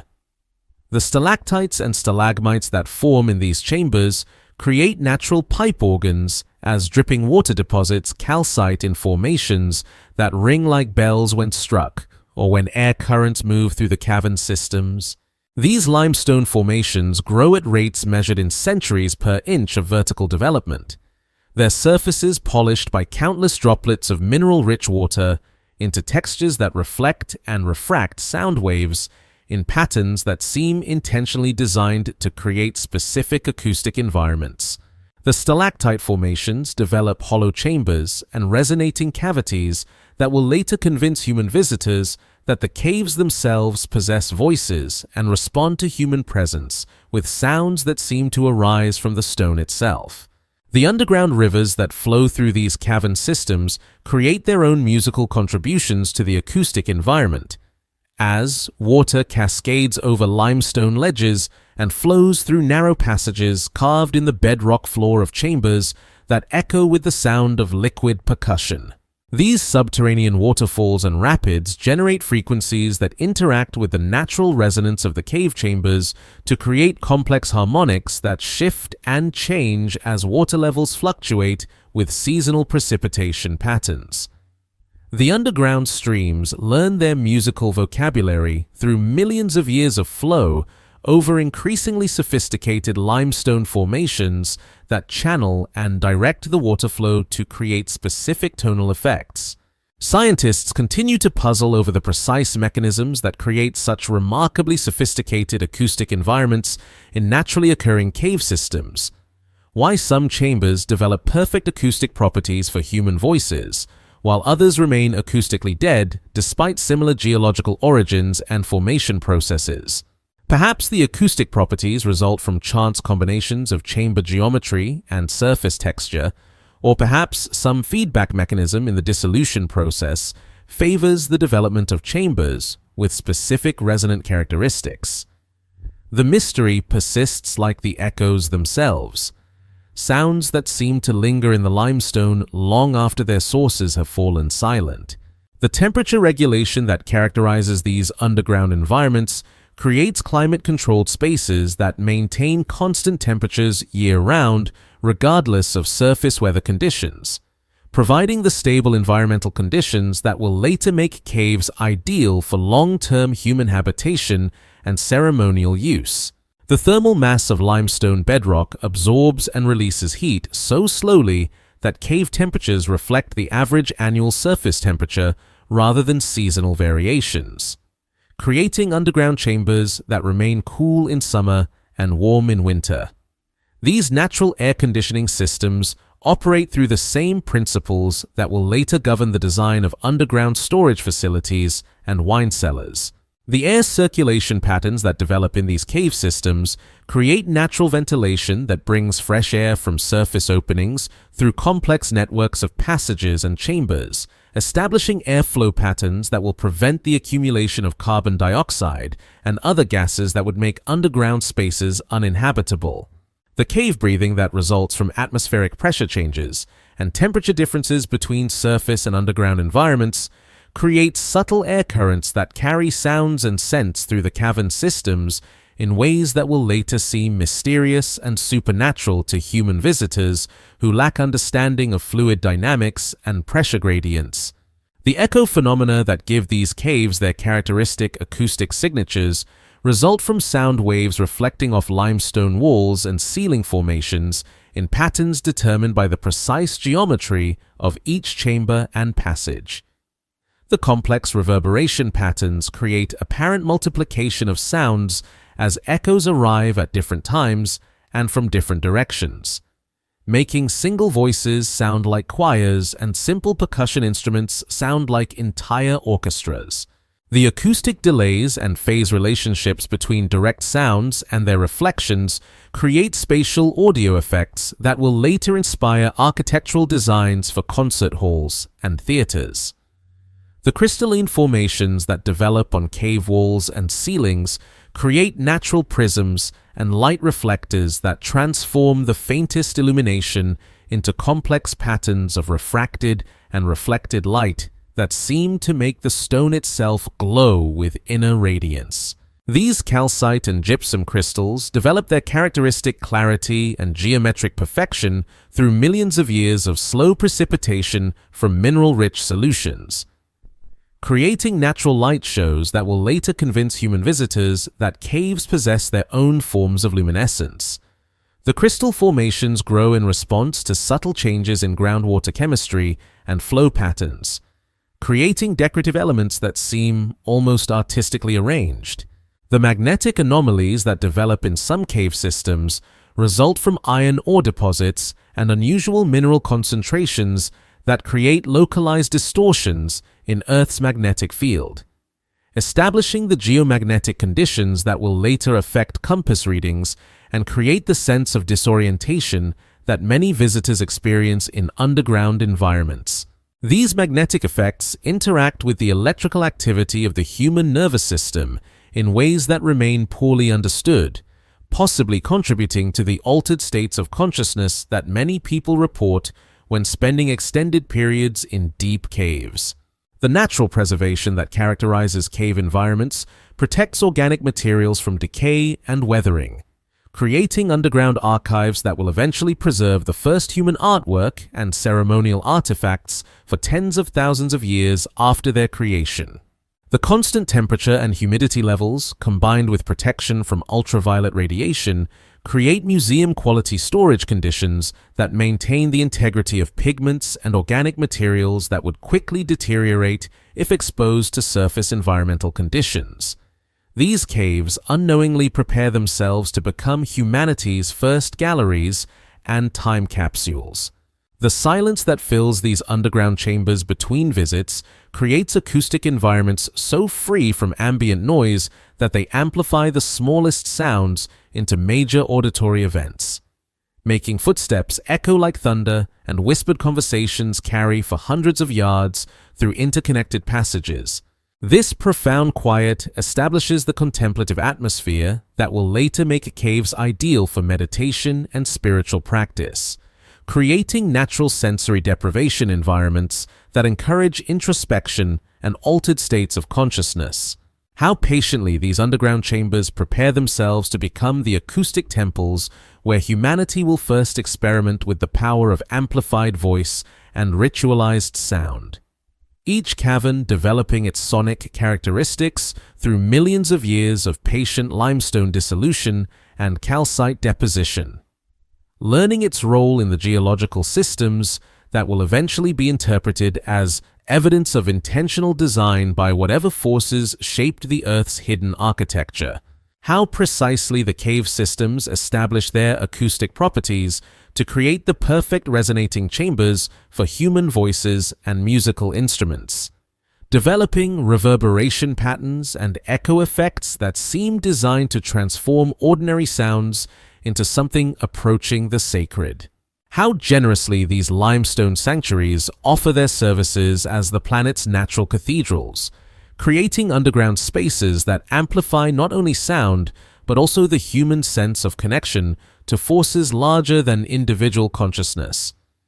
Each echo a reminder that voice and stone can collaborate to create acoustic effects that transcend the sum of their individual contributions. Each chamber a lesson in the physics of resonance that will eventually inspire the construction of concert halls and temples designed to recreate the acoustic magic that limestone learns naturally through patient conversation with groundwater and time. Fossil bones in sacred earth begin their long entombment in sedimentary layers that will preserve the shapes of creatures so immense that they will challenge every assumption about the nature of life when their remains are finally unearthed by civilizations that have never imagined such monsters could exist. Ancient creatures leave their remains in limestone and sandstone formations with the same patient precision that will later characterize the burial practices of humans who understand intuitively that bones represent something more permanent than flesh,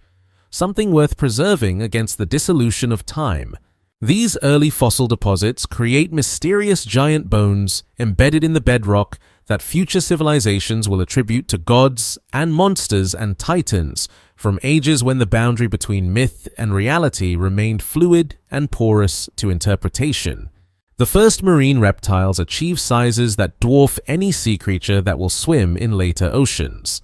their vertebrae and skulls fossilizing in sedimentary beds that will eventually be uplifted into the heart of mountain ranges, where their discovery will seem impossible to explain through any rational understanding of geological processes. These early leviathans develop body plans so alien to terrestrial experience that their fossilized remains will inspire creation myths and stories of divine battles between cosmic forces too large for human comprehension. The chemistry of fossilization replaces organic calcium with minerals so gradually that cellular structures remain visible under magnification,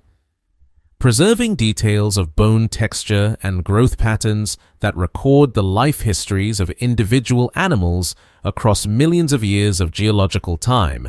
The enormous terrestrial creatures that roam the early continents leave footprints in mudflats and river deltas that harden into stone records of their passage,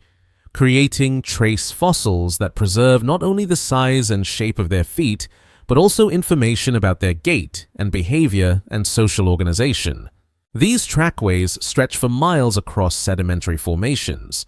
recording the movements of herds and migrations that crossed entire continents following seasonal patterns that will persist long after the animals themselves become extinct. The preserved footprints create the first evidence of intentional travel and group coordination among complex life forms,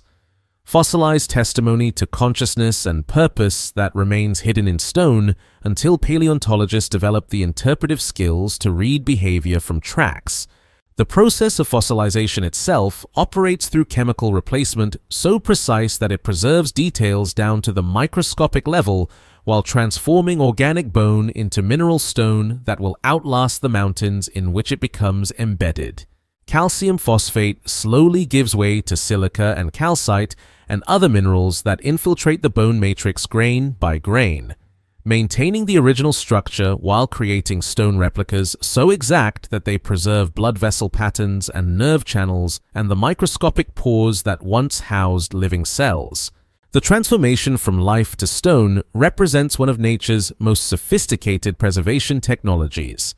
a geological time capsule system that operates automatically without conscious intent or design. Scientists continue to puzzle over the exact conditions that favor exceptional fossil preservation.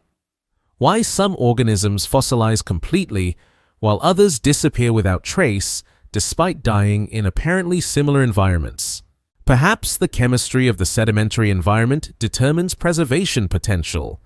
or perhaps rapid burial protects organic material from the bacterial decay that normally reduces dead animals to scattered elements.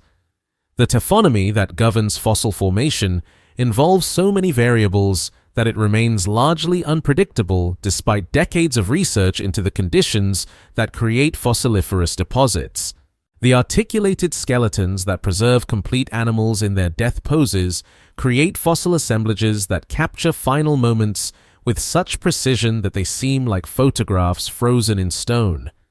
Complete dinosaur families buried together by sudden catastrophes that entombed them before scavengers could scatter their bones. These exceptional preservation events record behavioral details that would otherwise be lost to time,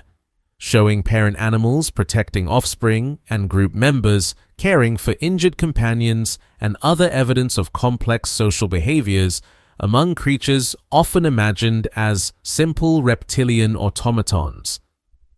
The fossil record preserves not only anatomy, but also evidence of consciousness and emotional bonds that connect ancient life to modern experience. The marine fossil beds that accumulate in shallow seas preserve entire ecosystems in limestone layers that record the development of predator-prey relationships and evolutionary arms races between organisms that developed increasingly sophisticated strategies for survival and reproduction. These paleontological archives capture the emergence of complex behaviors like schooling and migration, and seasonal breeding patterns that establish the ecological relationships still visible in modern ocean environments. The fossils document the gradual increase in behavioral complexity as nervous systems evolved the capacity to process environmental information and coordinate responses to threat and opportunity. The plant fossils that preserve ancient forests in coal measures and shale deposits create detailed records of terrestrial ecosystems that show how early vegetation established the environmental conditions necessary for large terrestrial animals to evolve and flourish. These botanical fossils preserve leaf shapes and bark textures and root systems that reveal how ancient plants adapted to changing atmospheric composition and climate conditions across geological time. The fossilized wood retains cellular structure so perfectly that growth rings and seasonal patterns remain visible under microscopic examination, providing detailed climate records that extend far beyond any historical documentation. The trace fossils that preserve evidence of behavior rather than body parts create records of burrowing and feeding and nesting activities that reveal the daily routines and habitat preferences of creatures whose body fossils may never be found. These behavioral fossils include burrow systems and feeding traces and coprolites that preserve information about diet and digestive efficiency and territorial behavior among organisms that left no other evidence of their existence. The trace fossil record often provides more information about ancient ecosystems than body fossils, because behavioral evidence reflects interaction between organisms and their environments. The mass extinction events preserved in the fossil record create boundary layers that mark sudden changes in the composition of ancient ecosystems. Geological horizons where familiar fossil assemblages give way to entirely different communities of organisms adapted to altered environmental conditions. These extinction boundaries preserve evidence of catastrophic environmental changes that eliminated dominant groups and created ecological opportunities for previously minor organisms to diversify and occupy vacant niches.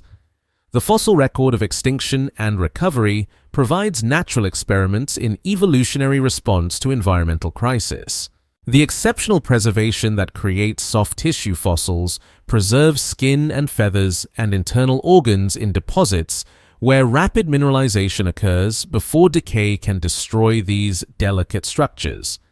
creating fossil specimens that reveal details of ancient physiology and appearance that transform scientific understanding of how these creatures actually lived and moved and looked in life. These rare preservation events capture details like stomach contents and embryonic development and color patterns that bring ancient worlds to life with startling immediacy and realism. The geographic distribution of fossil deposits creates patterns that reflect ancient continental configurations and climate zones,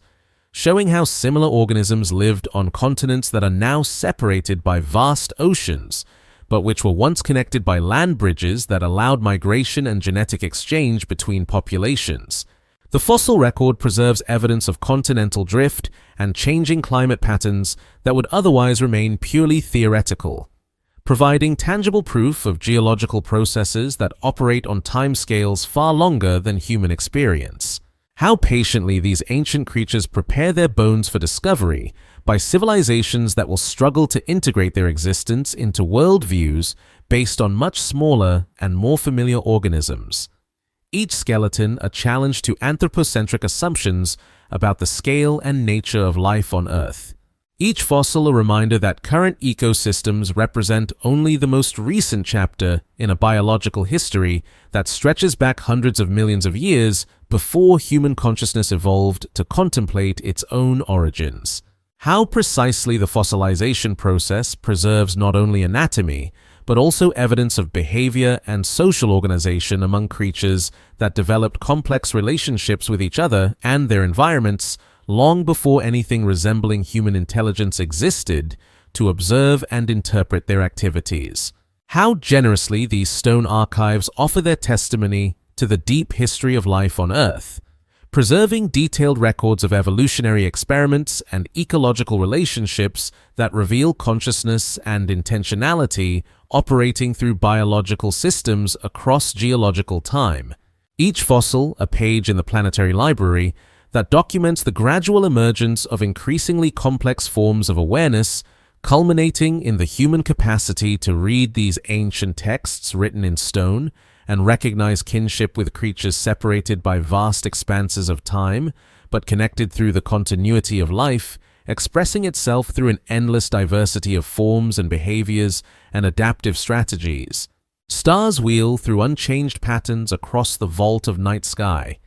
their positions establishing the constellations that remain constant across geological time, like cosmic landmarks waiting for the evolution of consciousness, capable of connecting their scattered points into meaningful patterns. Stellar positions establish themselves in configurations that will persist for millions of years, creating the celestial maps that will guide navigation and inspire mythology long before any observer exists to trace imaginary lines between distant suns and see heroes and monsters and sacred animals written in light against the darkness between worlds. The apparent motions of these stellar patterns across the seasonal sky create the astronomical framework for humanity's first attempts to understand time and space and their place within cosmic systems too vast for immediate comprehension.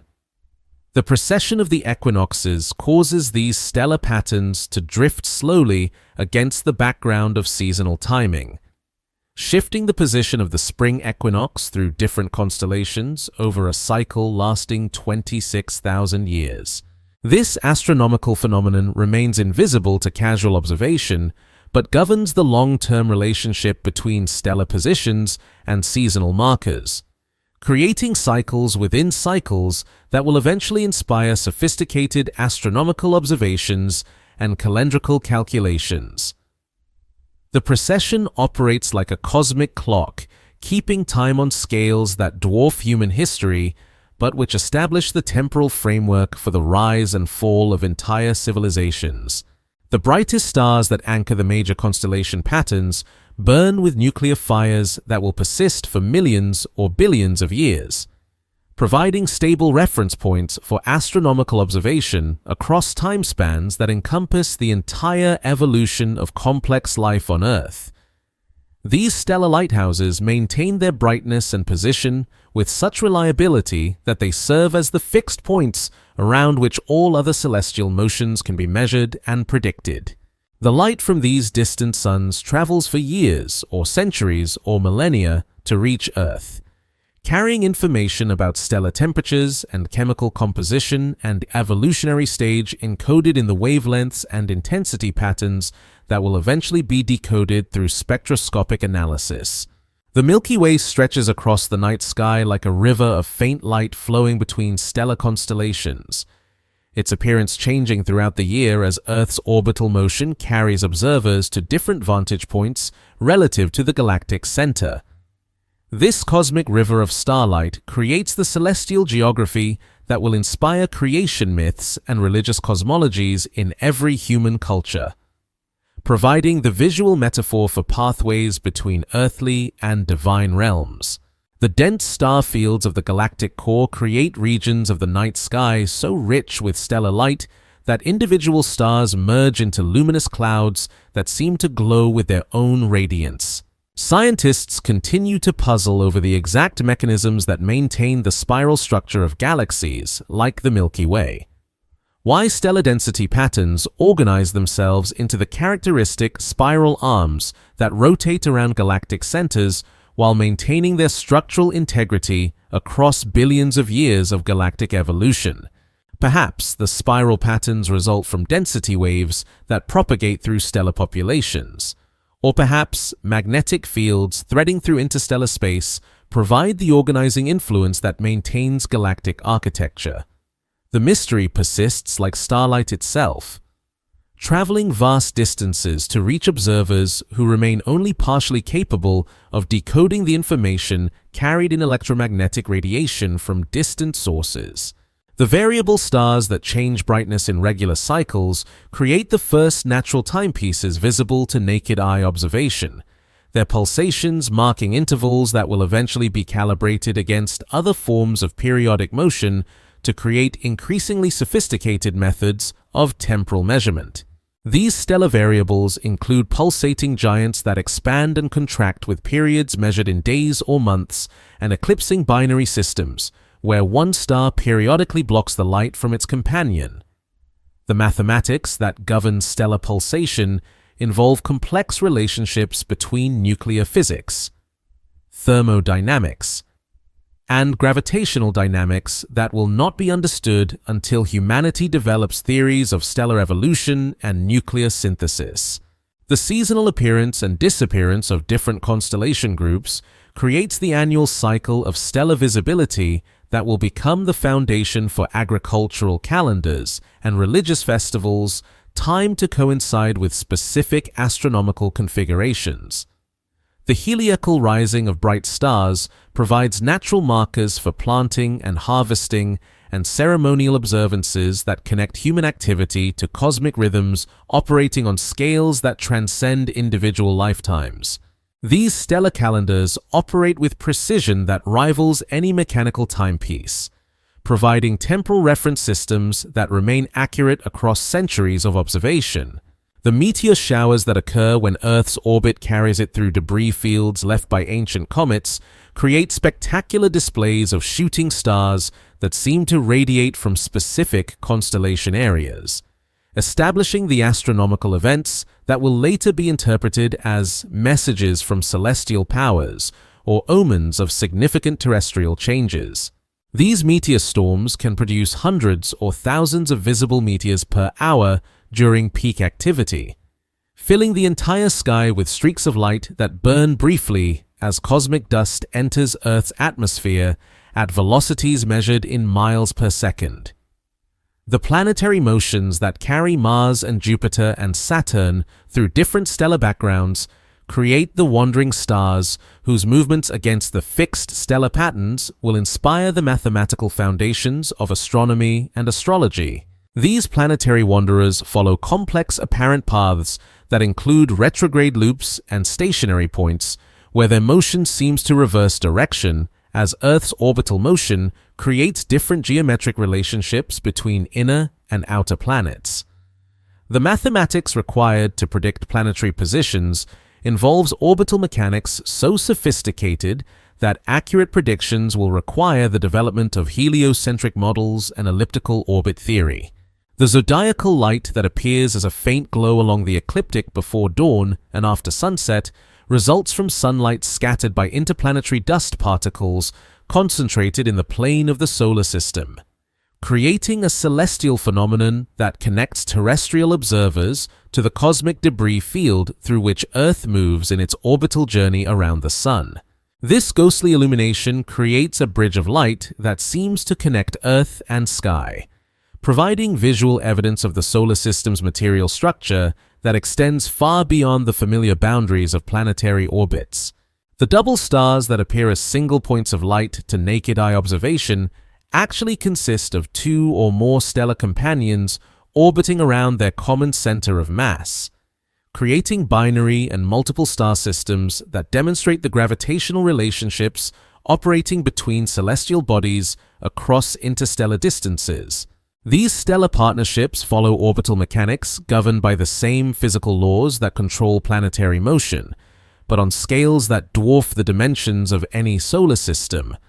The orbital periods of binary stars range from hours to millennia, creating celestial clockwork that operates on every conceivable timescale. The star clusters that appear as fuzzy patches of light scattered across the galactic plane actually contain hundreds or thousands of individual stars born from the same interstellar gas clouds and now dispersing slowly as galactic rotation and gravitational interactions gradually dissolve their original structural integrity. These stellar nurseries preserve information about conditions in the early galaxy when star formation proceeded at rates much higher than current levels, creating populations of stars with similar ages and chemical compositions that serve as laboratories for understanding stellar evolution and galactic chemical enrichment. The novae and supernovae that occasionally appear as new stars in familiar constellation patterns create temporary celestial events bright enough to be visible in daylight, adding new points of light to stellar configurations that seemed permanently fixed and unchanging. These stellar explosions release more energy in seconds than ordinary stars produce over millions of years, creating cosmic lighthouses that can be observed from distances measured in millions of light years. The expanding shock waves from these stellar explosions distribute heavy elements synthesized in stellar cores throughout interstellar space,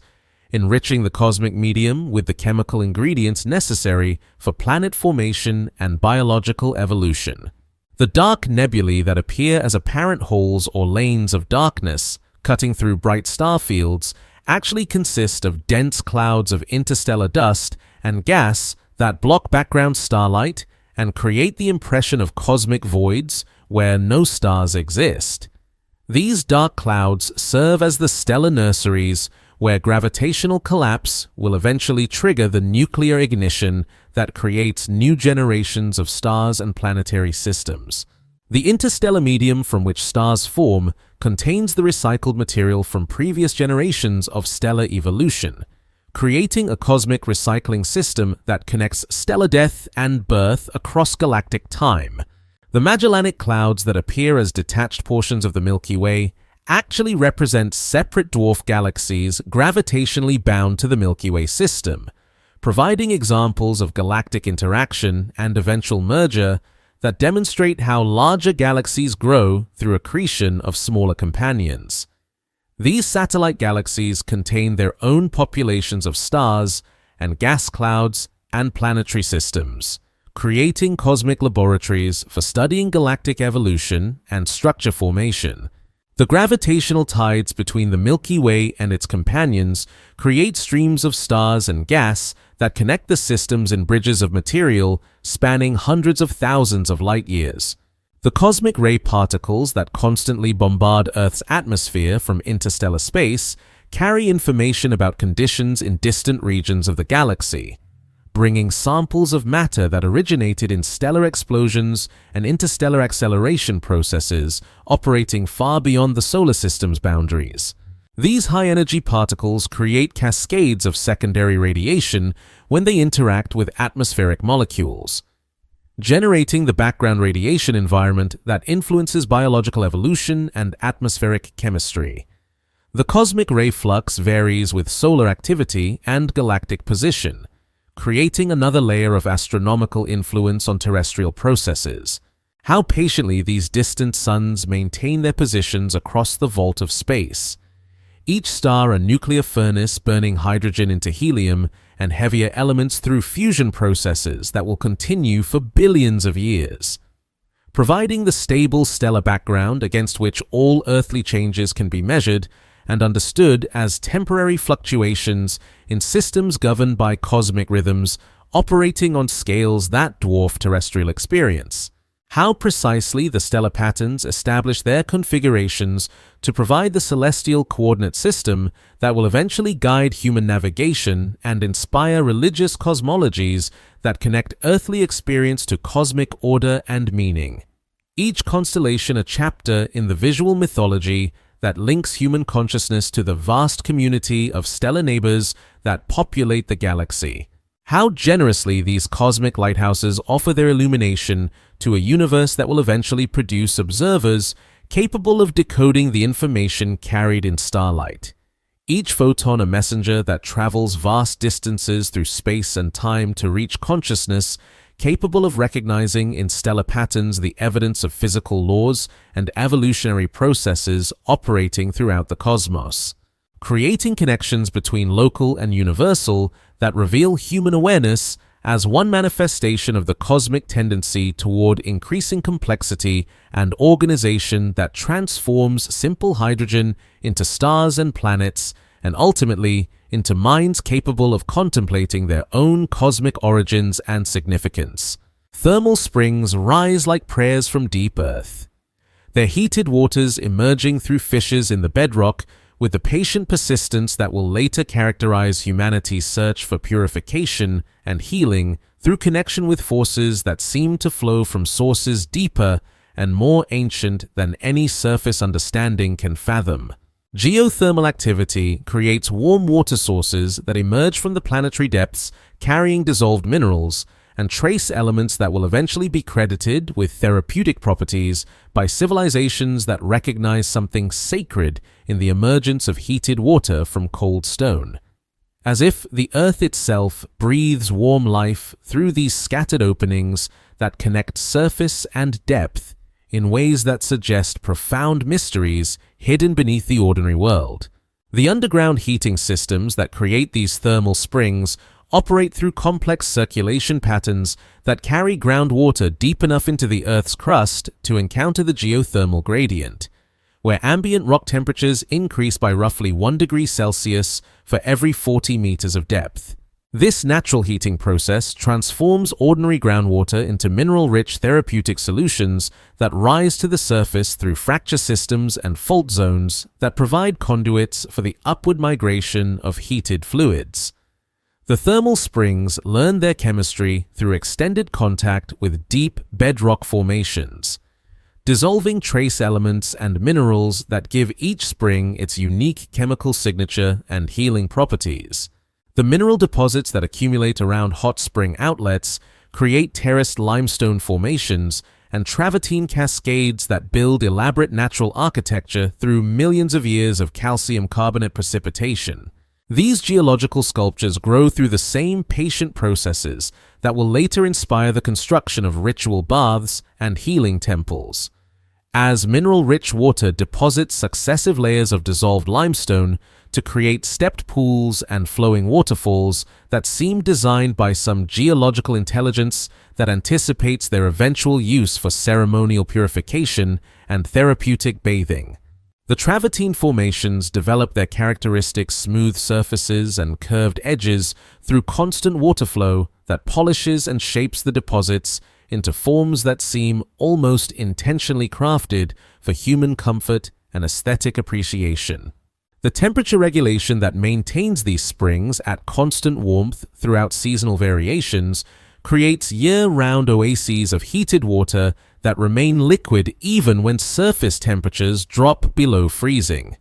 providing the stable thermal environments that will later make hot springs ideal locations for permanent human settlement and religious observance. The geothermal energy that heats these springs derives from the radioactive decay of uranium and thorium in the Earth's interior, combined with residual heat from the planet's original formation,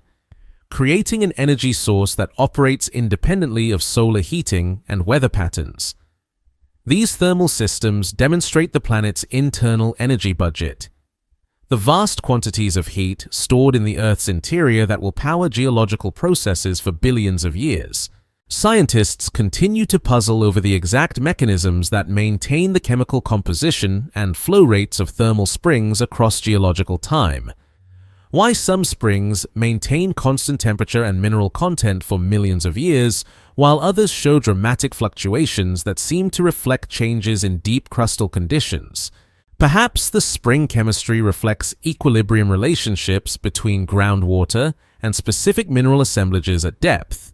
Or perhaps convection patterns in the deep thermal systems create feedback mechanisms that regulate temperature and flow. The hydrogeochemistry of thermal springs involves complex interactions between fluid flow, heat transfer, and water-rock chemical reactions that challenge even sophisticated computer models. The microbial communities that develop in thermal springs create some of Earth's most extreme ecosystems, with organisms adapted to temperatures and chemical conditions that would be lethal to most forms of life, but which provide ideal environments for thermophilic bacteria and archaea that represent some of the most ancient forms of life on the planet. These thermal ecosystems may preserve biological communities similar to those that existed in Earth's early oceans when surface temperatures were much higher than current conditions, creating living laboratories for studying the biochemical processes that characterize the emergence of life in high-temperature environments. The seasonal variations in thermal spring activity reflect changes in groundwater recharge and deep circulation patterns that connect surface precipitation to subsurface thermal processes through hydrological cycles that operate on timescales ranging from years to centuries. The spring discharge rates and temperatures fluctuate in response to distant rainfall and snowmelt that eventually percolates through the groundwater system to depths where geothermal heating occurs, creating delayed responses that connect surface weather patterns to deep thermal processes through complex feedback loops that operate across multiple temporal scales. The gas emissions that accompany many thermal springs include carbon dioxide and hydrogen sulfide and other volatile compounds that provide information about deep crustal chemistry and the metabolic processes of subsurface microbial communities. These thermal gases create distinctive odors and atmospheric effects that will later be interpreted as evidence of supernatural presence or divine activity. Though the chemical signatures actually reflect natural processes of rock-water interaction and biological activity in high-temperature environments, the gas chemistry of thermal springs preserves information about conditions in the deep earth that would otherwise remain inaccessible to surface observation. The healing traditions that will develop around thermal springs reflect accurate empirical observations about the therapeutic effects of mineral-rich heated water on human physiology and psychology, as the chemical composition of spring water does indeed provide measurable benefits for various medical conditions through mechanisms that involve mineral absorption, heat therapy, and relaxation responses. The therapeutic properties of thermal springs result from specific combinations of temperature, mineral content, and chemical composition that affect circulation, inflammation, and stress responses in ways that can be documented through modern medical research. The cultural significance that thermal springs will acquire across human civilizations reflects their unique characteristics as geological phenomena that seem to bridge the boundary between earth and sky, solid and liquid, cold and warm, providing natural symbols for transformation and purification that operate through processes that seem both physical and metaphysical. The springs represent points where the planet's interior energy reaches the surface in forms that directly benefit human health and comfort, creating natural gathering places where communities will develop healing practices and religious observances. The preservation of organic materials in thermal spring deposits creates fossil records of ancient ecosystems and climate conditions. As the mineral-rich waters rapidly entomb plant and animal remains in travertine and silica deposits that maintain extraordinary detail about biological communities that existed around hot springs throughout geological time. These thermal fossil deposits preserve evidence of how spring ecosystems evolved in response to changing climate and geological conditions, creating archives of environmental change that complement other paleontological records. The artesian pressure that drives some thermal springs creates flowing wells that emerge from the ground with sufficient force to create natural fountains and geysers, demonstrating the hydraulic energy stored in deep groundwater systems under pressure from overlying rock formations. These pressurized thermal systems operate like natural steam engines, converting geothermal energy into mechanical work that lifts heated water from depth to surface through purely natural processes that will later inspire technological applications of geothermal energy for heating and power generation. How patiently these thermal oases prepare themselves to become the sacred sites where humanity will seek healing and purification through immersion in waters that carry the mineral signatures of deep earth processes. Each spring a point of connection between surface consciousness and the geological forces that operate in the planetary depths beyond direct observation. How precisely the geothermal systems establish their chemical and thermal characteristics to provide exactly the right combinations of temperature and mineral content to benefit human physiology and psychology. Creating natural therapy centers that demonstrate the planet's capacity to support and enhance biological well-being through purely geological processes. How generously these heated springs offer their services as bridges between the human need for healing and the Earth's capacity to provide therapeutic resources through the patient circulation of groundwater through deep thermal systems. Each spring a reminder that the planet possesses forms of intelligence expressed through geological processes that seem designed to support the flourishing of consciousness and the healing of bodies and spirits that seek renewal through connection with sources of warmth and mineral richness that flow from depths that connect local experience to the planetary systems that sustain all life through energy and chemistry derived from the cosmic processes that built the Earth from stellar debris and continue to power its internal dynamics across geological time. Amber traps tomorrow's mysteries in golden tombs of fossilized tree resin, preserving ancient insects and plant fragments and microscopic organisms in translucent time capsules that will create the first permanent records of life forms so perfectly preserved that they seem suspended in liquid sunlight rather than entombed in stone. Tree resins begin their preservation work during the early forests as primitive conifers develop the chemical defenses that exude sticky substances to protect against insect damage and fungal infection, unknowingly creating the most sophisticated preservation medium that nature will ever devise. These early resin flows capture everything they touch in three-dimensional detail that exceeds any other form of fossilization, preserving not only the external appearance of ancient organisms, but also internal structures and even subcellular details that provide unprecedented glimpses into biological systems that existed hundreds of millions of years ago. The chemistry of amber formation transforms liquid resin into solid preservation medium through polymerization processes that occur over millions of years as volatile compounds evaporate and leave behind cross-linked molecular networks that resist decay and maintain optical clarity. This natural plastic formation creates preservation conditions so ideal that amber specimens retain the original colors and textures of embedded organisms,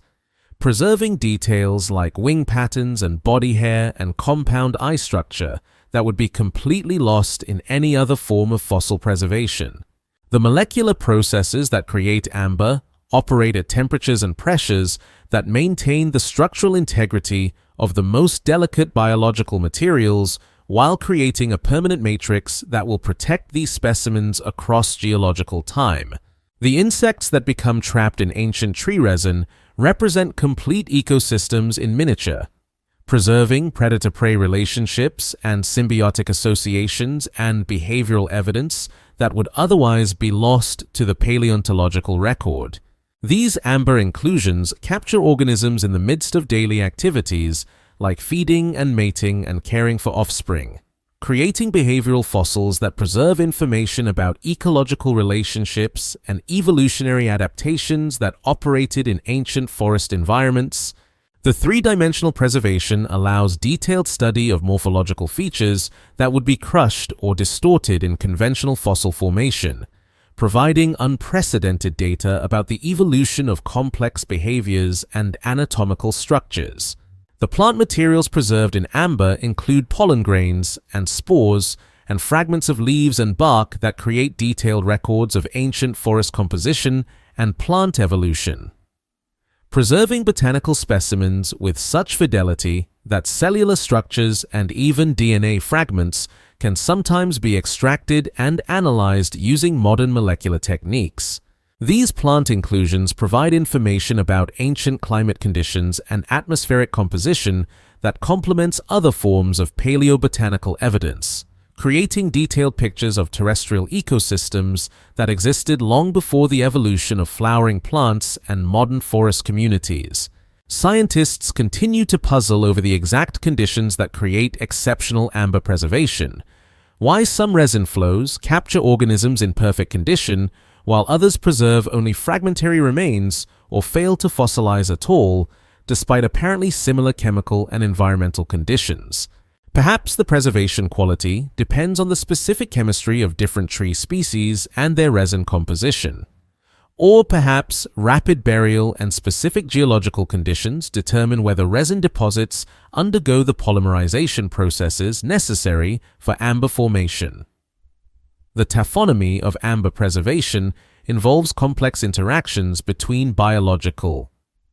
chemical, and geological factors that remain only partially understood. The microscopic organisms preserved in amber include bacteria and fungi and protists that provide information about ancient microbial communities and the coevolution of microscopic life with larger organisms in forest ecosystems. These microbial inclusions preserve evidence of parasitic relationships and symbiotic associations that connected different levels of biological organization in ancient ecological systems,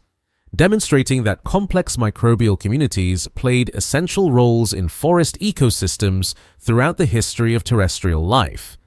The preservation of soft-bodied microorganisms in amber provides data about ancient biodiversity that would be completely absent from the conventional fossil record. The behavioral evidence preserved in amber includes specimens caught in the act of predation and reproduction and social interaction, creating fossil snapshots that capture specific moments in the daily lives of ancient organisms with extraordinary precision and detail. These behavioral fossils preserve evidence of complex instinctual behaviors and learned responses that demonstrate sophisticated nervous system function and environmental awareness among organisms that lived hundreds of millions of years ago. The amber record documents the evolution of behavioral complexity across geological time through direct preservation of organisms engaged in activities that require coordination and decision-making. The color patterns and surface textures preserved in amber specimens retain their original appearance with such fidelity that they provide information about ancient camouflage strategies and sexual display behaviors and other aspects of organism appearance that would be completely lost in conventional fossilization processes. These preserved color patterns include iridescent wing scales and intricate body markings that demonstrate the evolution of visual communication and predator avoidance strategies in ancient ecosystems. The optical properties of amber allow detailed study of these preserved features using microscopic techniques that reveal structural details at the cellular level. The air bubbles trapped in amber preserve samples of ancient atmosphere that provide direct evidence of atmospheric composition and gas concentrations that existed during different geological periods, creating a database of paleoetial samples that complement indirect evidence from isotopic studies and computer modeling of ancient climate systems. These atmospheric inclusions preserve evidence of oxygen levels and carbon dioxide concentrations that affected the physiology and behavior of ancient organisms, providing constraints on models of atmospheric evolution and climate change across geological time. The spiderwebs and silk fibers preserved in amber demonstrate the evolution of complex protein synthesis and behavioral programming that enabled ancient arthropods to construct sophisticated traps and shelters using materials secreted by specialized glands. These preserved silk structures retain their three-dimensional architecture and can be studied to understand the mechanical properties and construction techniques that evolved in ancient ecosystems, providing information about biomechanical innovations that preceded similar developments in other organism groups. The pheromone chemistry, preserved in some amber specimens, retains traces of the chemical communication systems that coordinated social behaviors and reproductive activities in ancient insect communities, preserving molecular evidence of the biochemical pathways that enabled complex social organization and species recognition in prehistoric ecosystems. These chemical fossils provide information about the evolution of chemical communication systems that would otherwise be completely lost to the paleontological record. The predator-prey interactions preserved in amber include specimens that capture the moment of attack or escape, creating fossil evidence of the evolutionary arms races between hunters and hunted that drove the development of increasingly sophisticated sensory systems and defensive strategies throughout the history of terrestrial ecosystems. These interaction fossils preserve evidence of co-evolutionary relationships that shape the development of complex behaviors and anatomical specializations across multiple organism groups. How patiently these golden time capsules prepare themselves to become the archives where future scientists will discover perfect specimens of ancient life preserved with such extraordinary fidelity that they seem more like museum displays than fossils millions of years old. Each amber inclusion a window into ecosystems that vanished long ago, but which remain accessible through the preservation medium that captures biological complexity with unprecedented precision and detail. How precisely the resin chemistry establishes the molecular conditions necessary to maintain the structural integrity of the most delicate biological materials across geological time,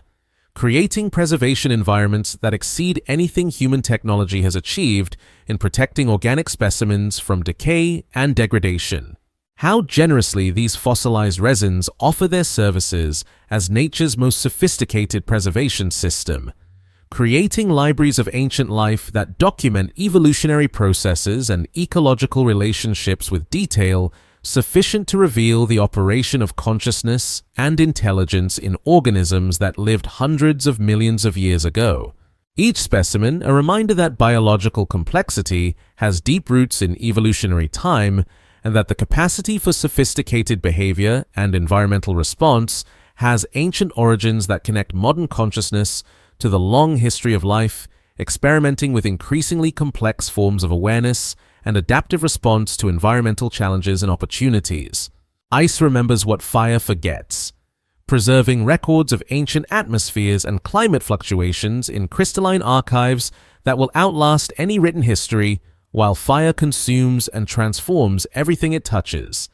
leaving only ash and transformed chemistry as testimony to its passing. Glacial cycles begin their advance and retreat across continents with the patient persistence that will later characterize humanity's attempt to understand deep time through the evidence preserved in ice cores and glacial deposits that record climate changes across hundreds of thousands of years. The ice sheets that will periodically cover vast regions of North America and Northern Europe begin their formation in highland regions where snow accumulation exceeds melting rates,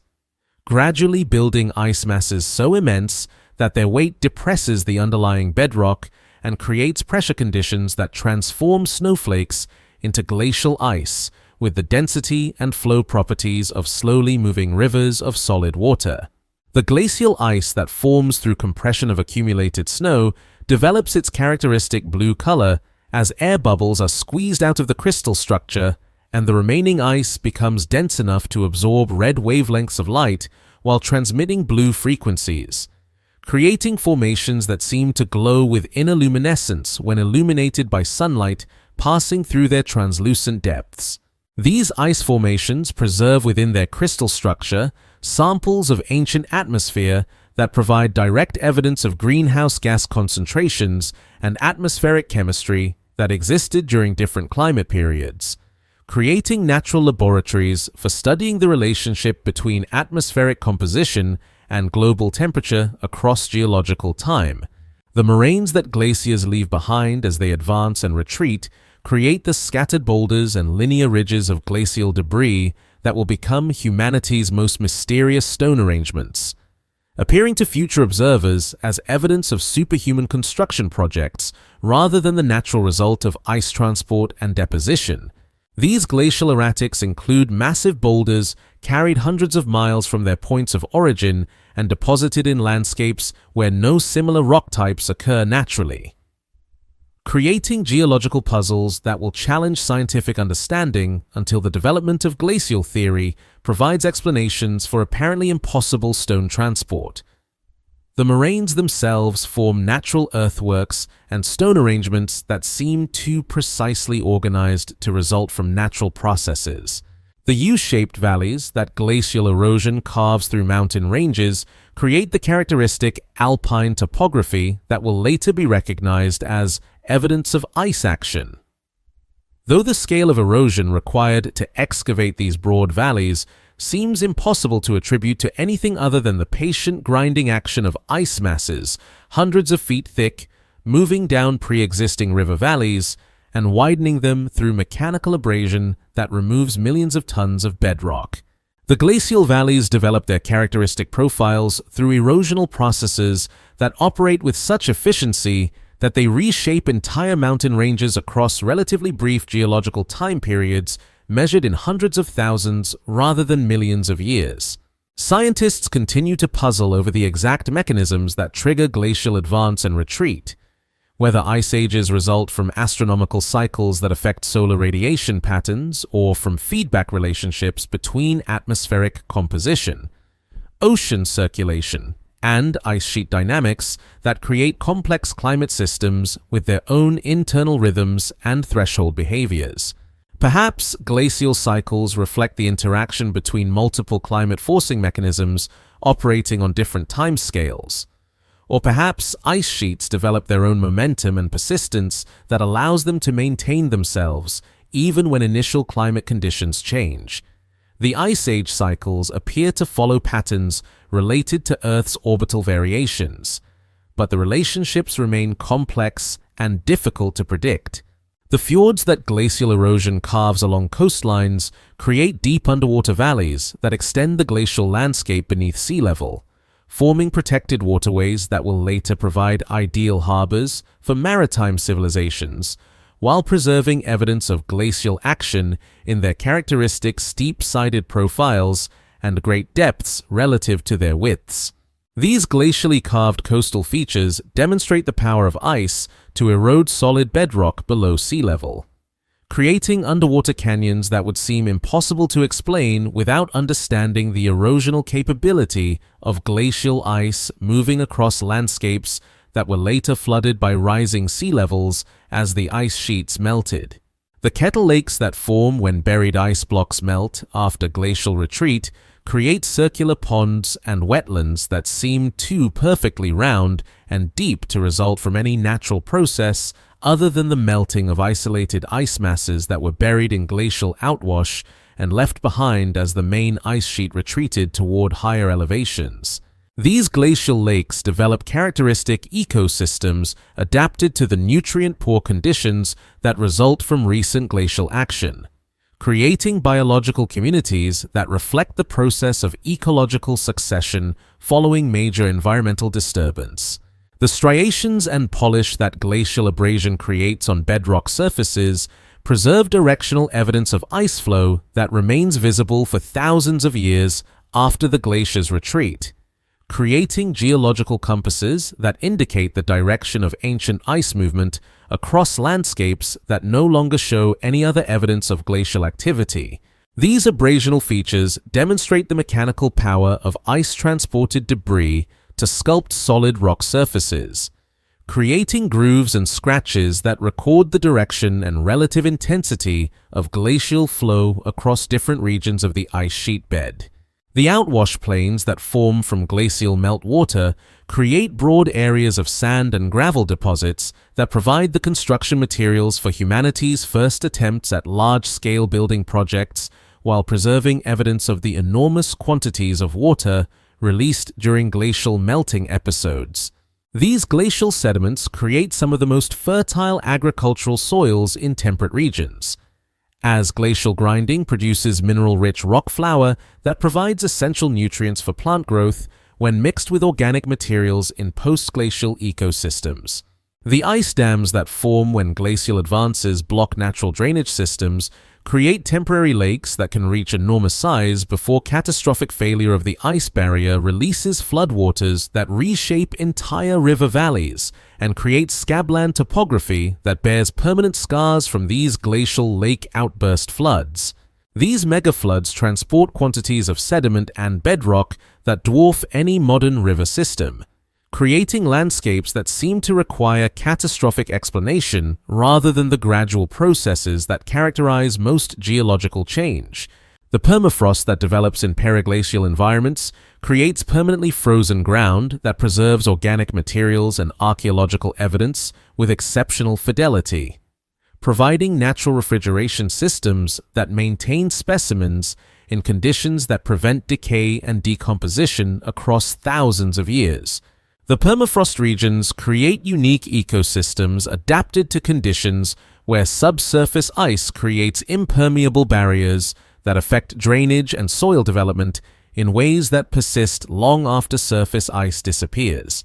The glacial refugia that persist in ice-free areas during glacial maximum periods provide the isolated environments where plant and animal populations survive glacial advances and maintain genetic diversity that allows rapid recolonization of deglaciated terrain as ice sheets retreat. These refugia create centers of evolutionary innovation where populations adapt to altered environmental conditions and develop new characteristics that spread through recovering ecosystems as climate conditions moderate. How patiently these frozen archives prepare themselves to become the climate libraries where future scientists will discover detailed records of atmospheric composition and temperature fluctuations preserved in ice cores that provide annual resolution of climate data across hundreds of thousands of years.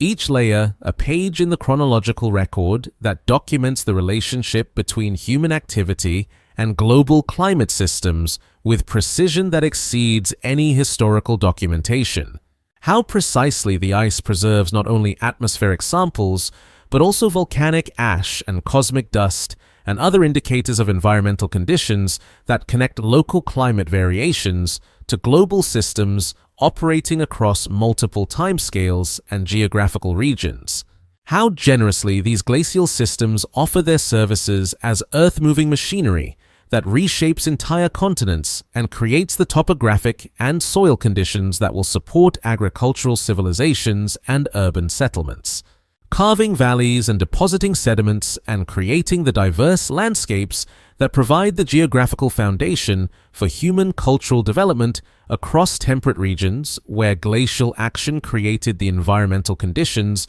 necessary for complex societies to develop sustainable relationships with modified post-glacial ecosystems that retain the fertility and topographic diversity that result from ice sheet action across multiple glacial cycles, where thunder splits the sacred grove. Lightning establishes patterns of forest clearing and regrowth that create the natural openings where early humans will build their first ceremonial spaces. Unknowingly following electromagnetic guidance systems that have been carving ritual landscapes for millions of years before any consciousness exists to recognize the sacred geometry hidden within apparently random patterns of electrical discharge and forest succession. Lightning strikes follow statistical patterns that favor the highest points in any landscape, creating a systematic clearing process that opens forest canopy in locations that seem intentionally designed to serve as natural amphitheaters and gathering places for communities that understand intuitively that certain clearings possess special energy and significance that distinguishes them from the surrounding woodland. The electrical activity that governs lightning distribution operates according to complex atmospheric physics that concentrate electrical discharge along ridgelines and elevated areas where charged particles accumulate in patterns determined by topography and local weather systems, creating a form of geological acupuncture that systematically punctures forest canopy at points that seem to correspond with nodes of terrestrial energy. These lightning strike patterns persist across centuries and millennia, repeatedly clearing the same forest openings and maintaining meadows and clearings that would otherwise be reclaimed by forest succession,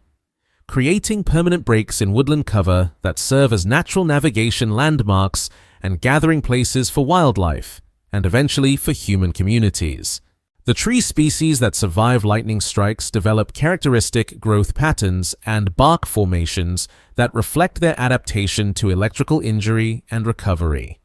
creating forest communities where lightning-struck trees serve as natural monuments that mark locations of repeated electrical activity. These survivor trees often develop hollow trunks and unusual branching patterns that make them easily recognizable as markers of special significance within forest landscapes,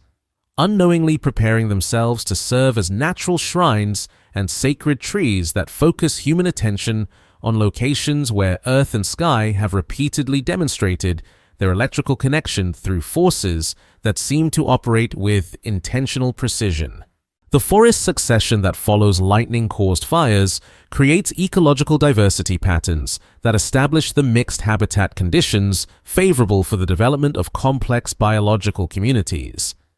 As different plant species colonize cleared areas in predictable sequences that reflect their adaptation to varying light levels and soil conditions, these successional forests develop the structural complexity and species diversity that will later be recognized as ideal conditions for supporting human settlement and agricultural development,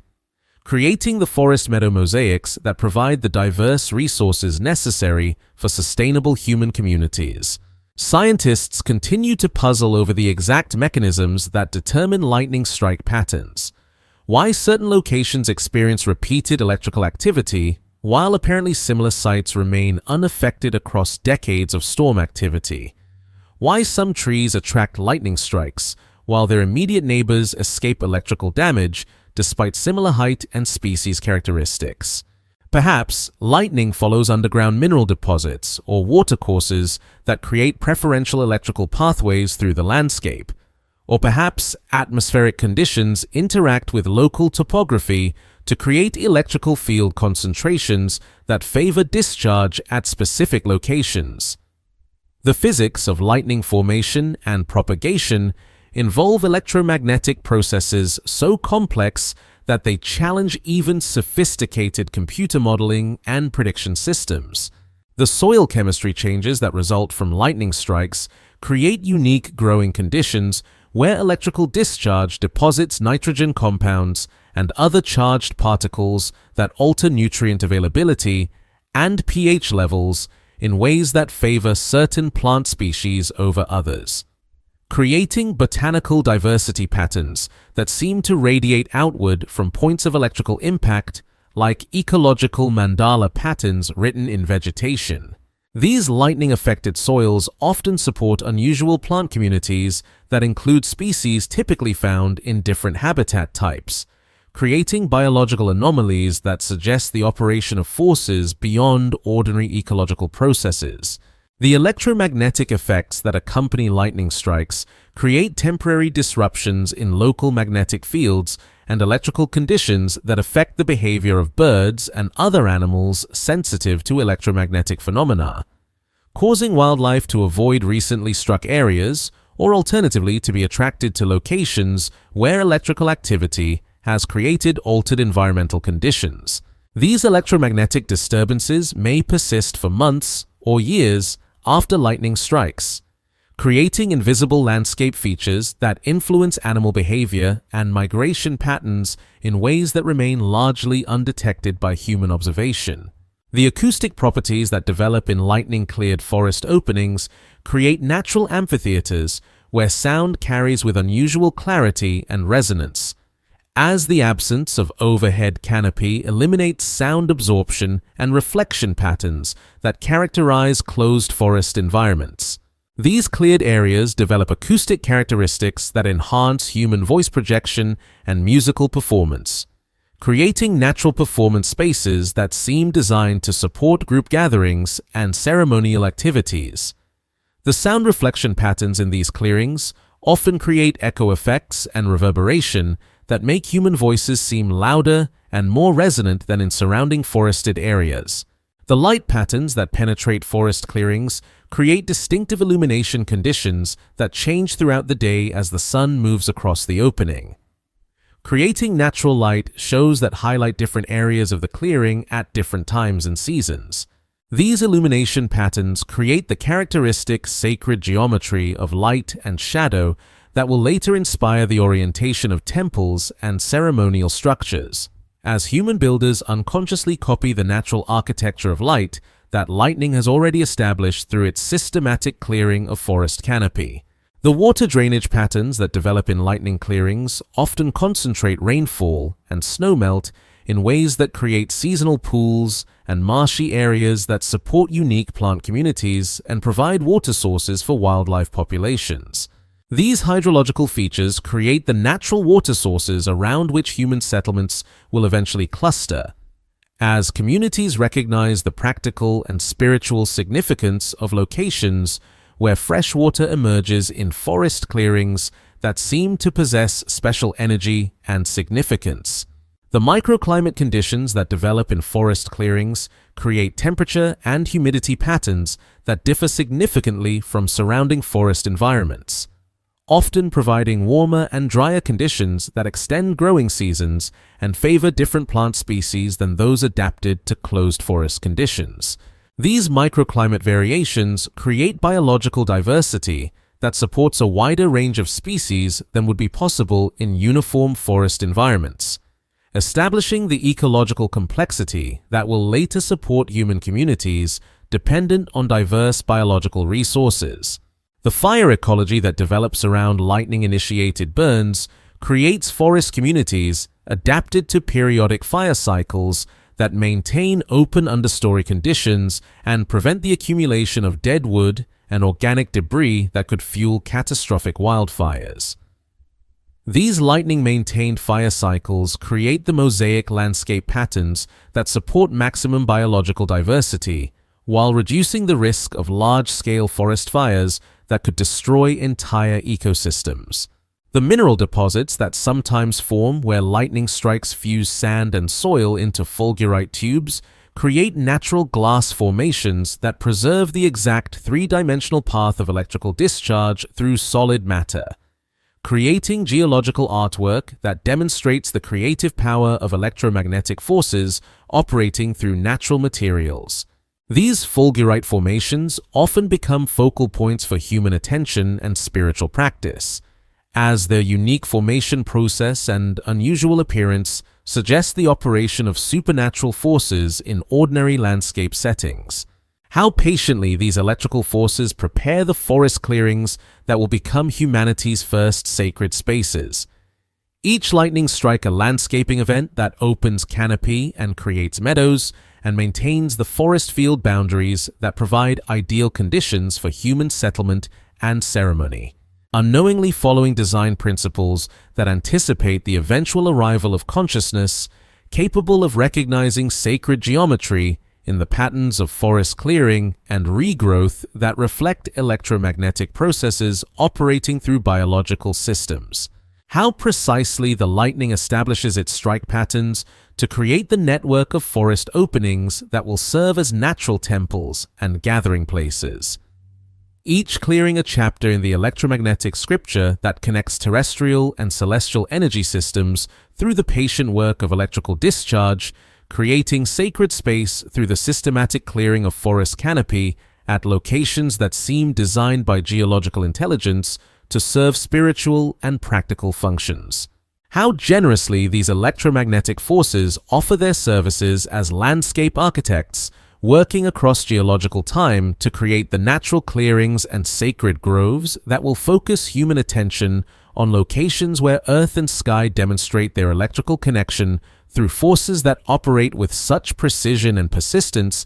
that they seem to anticipate the spiritual needs of communities that will eventually recognize in these lightning-carved clearings the ideal locations for building temples and stone circles and ceremonial grounds that honor the invisible forces that shape landscape and consciousness through the patient application of electromagnetic energy to biological and geological systems. The well dreams before the dreamer arrives to peer into its depths, seeking visions of past and future, its dark water holding reflections of stars and clouds that seem to connect earthly consciousness to cosmic intelligence through the simple medium of still water contained within walls of stone that have learned patience through geological time. Deep aquifers and artesian springs establish their underground flows through fracture networks that thread through the continental crust like neural pathways in a planetary brain, creating hydraulic continuity between distant watersheds and connecting mountain precipitation to valley springs through circulation systems so complex that they seem to demonstrate intentional design rather than the random operation of hydrological processes governed by gravity and permeability and pressure gradients. These hidden water sources that will become humanity's most sacred sites begin their patient excavation of underground chambers and flow pathways millions of years before the first human hand is pressed against stone in recognition of something sacred, stirring in depths that connect local experience to planetary systems operating on scales that dwarf individual consciousness, but which somehow manage to focus their immense energies into springs and wells that emerge at precisely the locations where human communities will recognize the presence of forces larger than themselves. The groundwater systems learn their underground geography through extended conversation between water and rock, dissolving mineral passages grain by microscopic grain and creating the three-dimensional mazes of fractures and caverns that will channel not only water but also the human imagination toward recognition of mystery and meaning hidden beneath the surface of ordinary landscape. The artesian pressure that drives some of these springs creates natural fountains that emerge from solid bedrock with sufficient force to create flowing wells that seem to demonstrate the Earth's capacity to provide exactly what consciousness needs for purification and renewal. As if the planet itself recognizes the eventual arrival of awareness capable of interpreting flowing water as evidence of benevolent intelligence operating through geological processes that seem too precisely calibrated to result from random hydrological accidents. These pressurized water systems operate like hydraulic engines that convert gravitational potential energy stored in distant highland watersheds into the mechanical work of lifting purified water from deep aquifers to surface springs that will serve as focal points for religious observation and community gathering. The mineral chemistry that develops in these deep groundwater systems through extended contact with bedrock formations creates healing waters that carry dissolved trace elements and therapeutic compounds that will provide measurable benefits for human health and psychology. As if the underground circulation systems unconsciously prepare themselves to serve medical and spiritual functions through the patient leaching of minerals from granite and limestone and volcanic rocks that contribute their chemical signatures to spring waters that carry the essence of geological time dissolved in liquid form that connects human physiology to planetary chemistry. Through the simple act of drinking water that remembers its journey through the Earth's deepest circulation systems.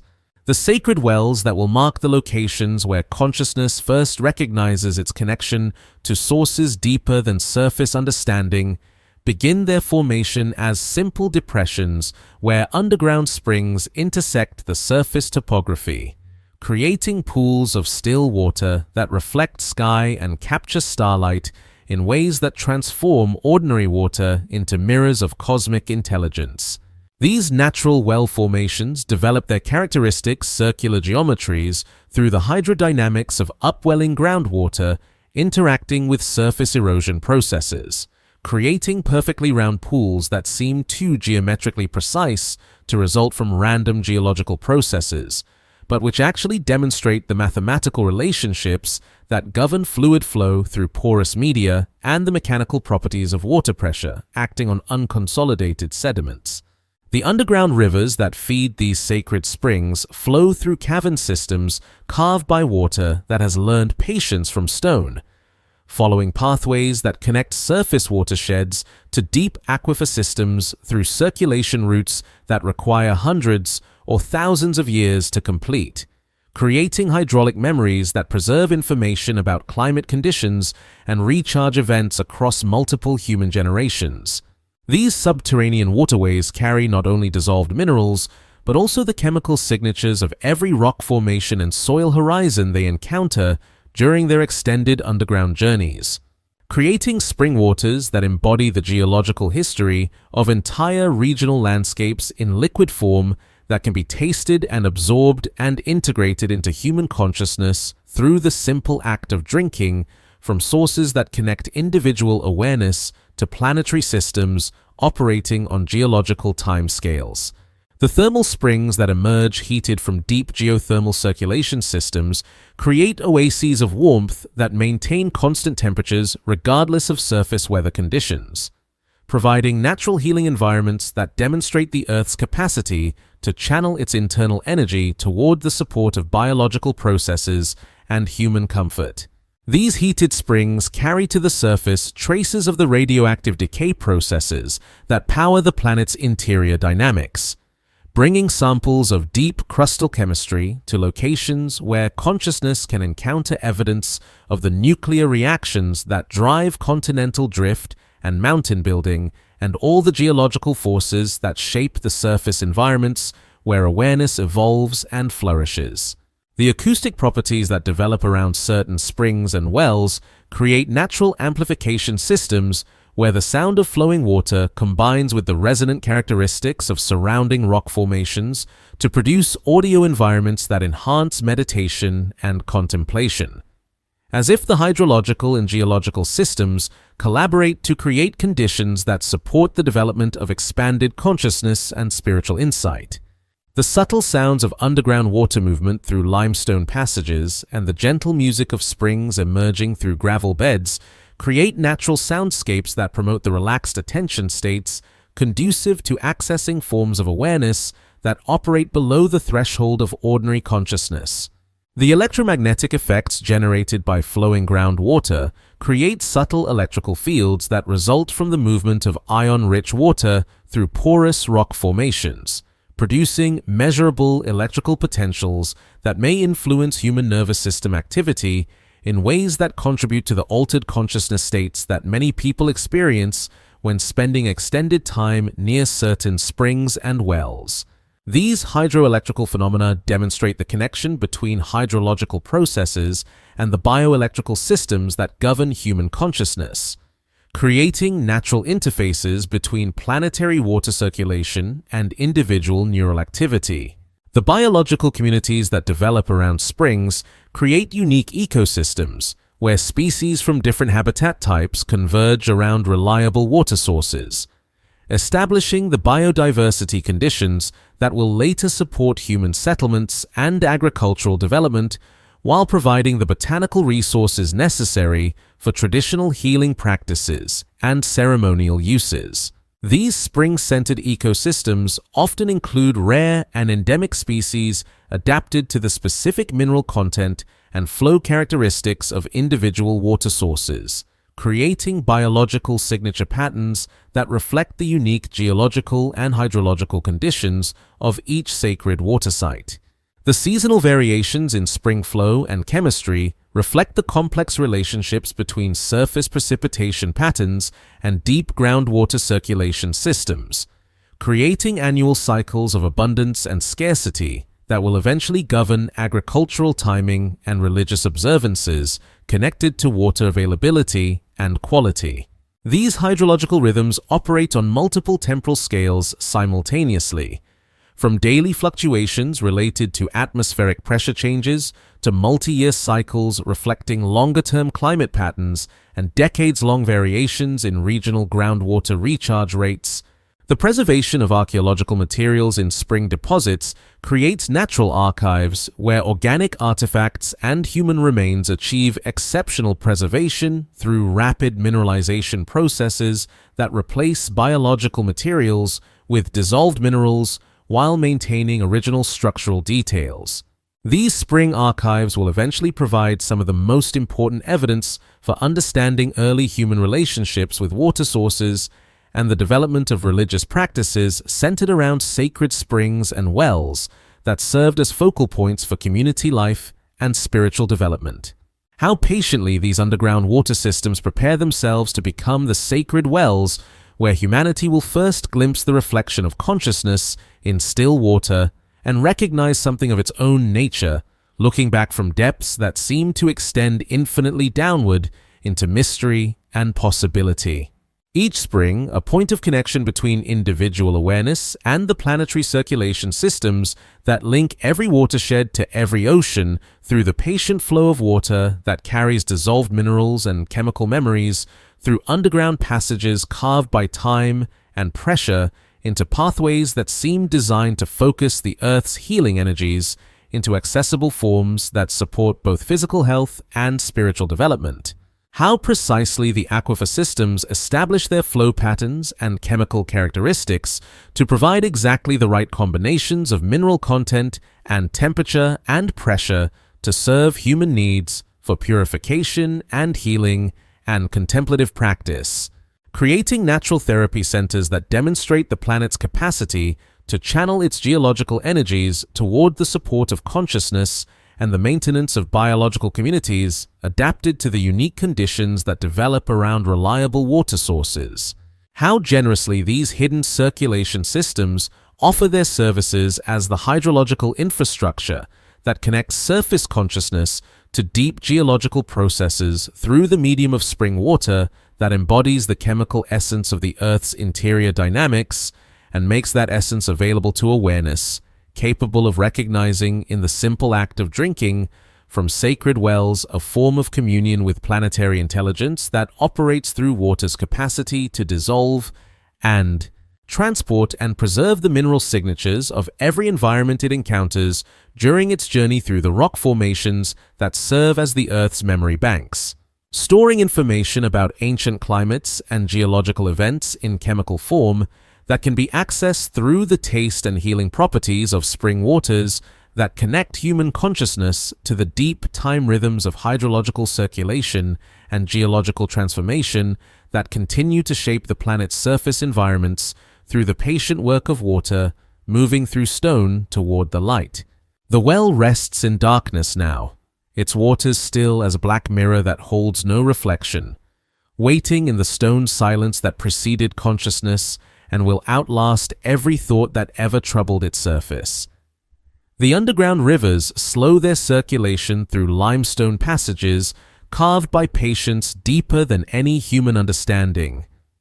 their flow approaching the stillness that characterizes geological time measured in epochs rather than heartbeats. The thermal springs cool toward the ambient temperature of bedrock that remembers the heat of planetary formation, while gradually releasing that ancient warmth to caverns where no footstep will echo, where no prayer will disturb the mineral quiet that settles like sediment through chambers carved by water that has forgotten urgency. The sacred groves empty of sacred presence, their lightning-cleared meadows returning to the random scatter of sunlight through leaves that dance to no rhythm except the patient breathing of trees that learned their stillness from stone. The mountains settle deeper into their granite roots, their peaks wearing away grain by microscopic grain until even the snow-covered summits that seem to touch eternity prove to be temporary expressions of forces that operate according to schedules written in tectonic time. The rivers find their final meanders towards seas that expand and contract with ice ages that cycle like slow breath across the sleeping continents. The amber releases its trapped mysteries to darkness, its golden preservation chambers dissolving back into the coal measures from which they emerged, while the fossils they protected crumble into the dust from which all stone eventually returns to dust. The glacial moraines scatter their careful arrangements of boulder and till, their evidence of ice transport fading into landscapes that show no memory of the continental sheets that carved their valleys and polished their bedrock surfaces smooth as sleeping water. The stars wheel through their ancient patterns across skies that darken toward the cosmic background temperature, their nuclear fires slowly consuming the hydrogen fuel that powers the light by which consciousness briefly glimpsed itself, reflected in the mystery of awareness, recognizing awareness through the patient contemplation of geological processes that shape the Earth into conditions capable of hosting the dream of consciousness, dreaming itself awake through stone and water and the silence between stars. The well dreams its last dream of reflected light, then settles into the darkness that preceded light and will remain when the last star burns out and the universe returns to the temperature of space between galaxies. The water rests, the stone sleeps, the mystery remains.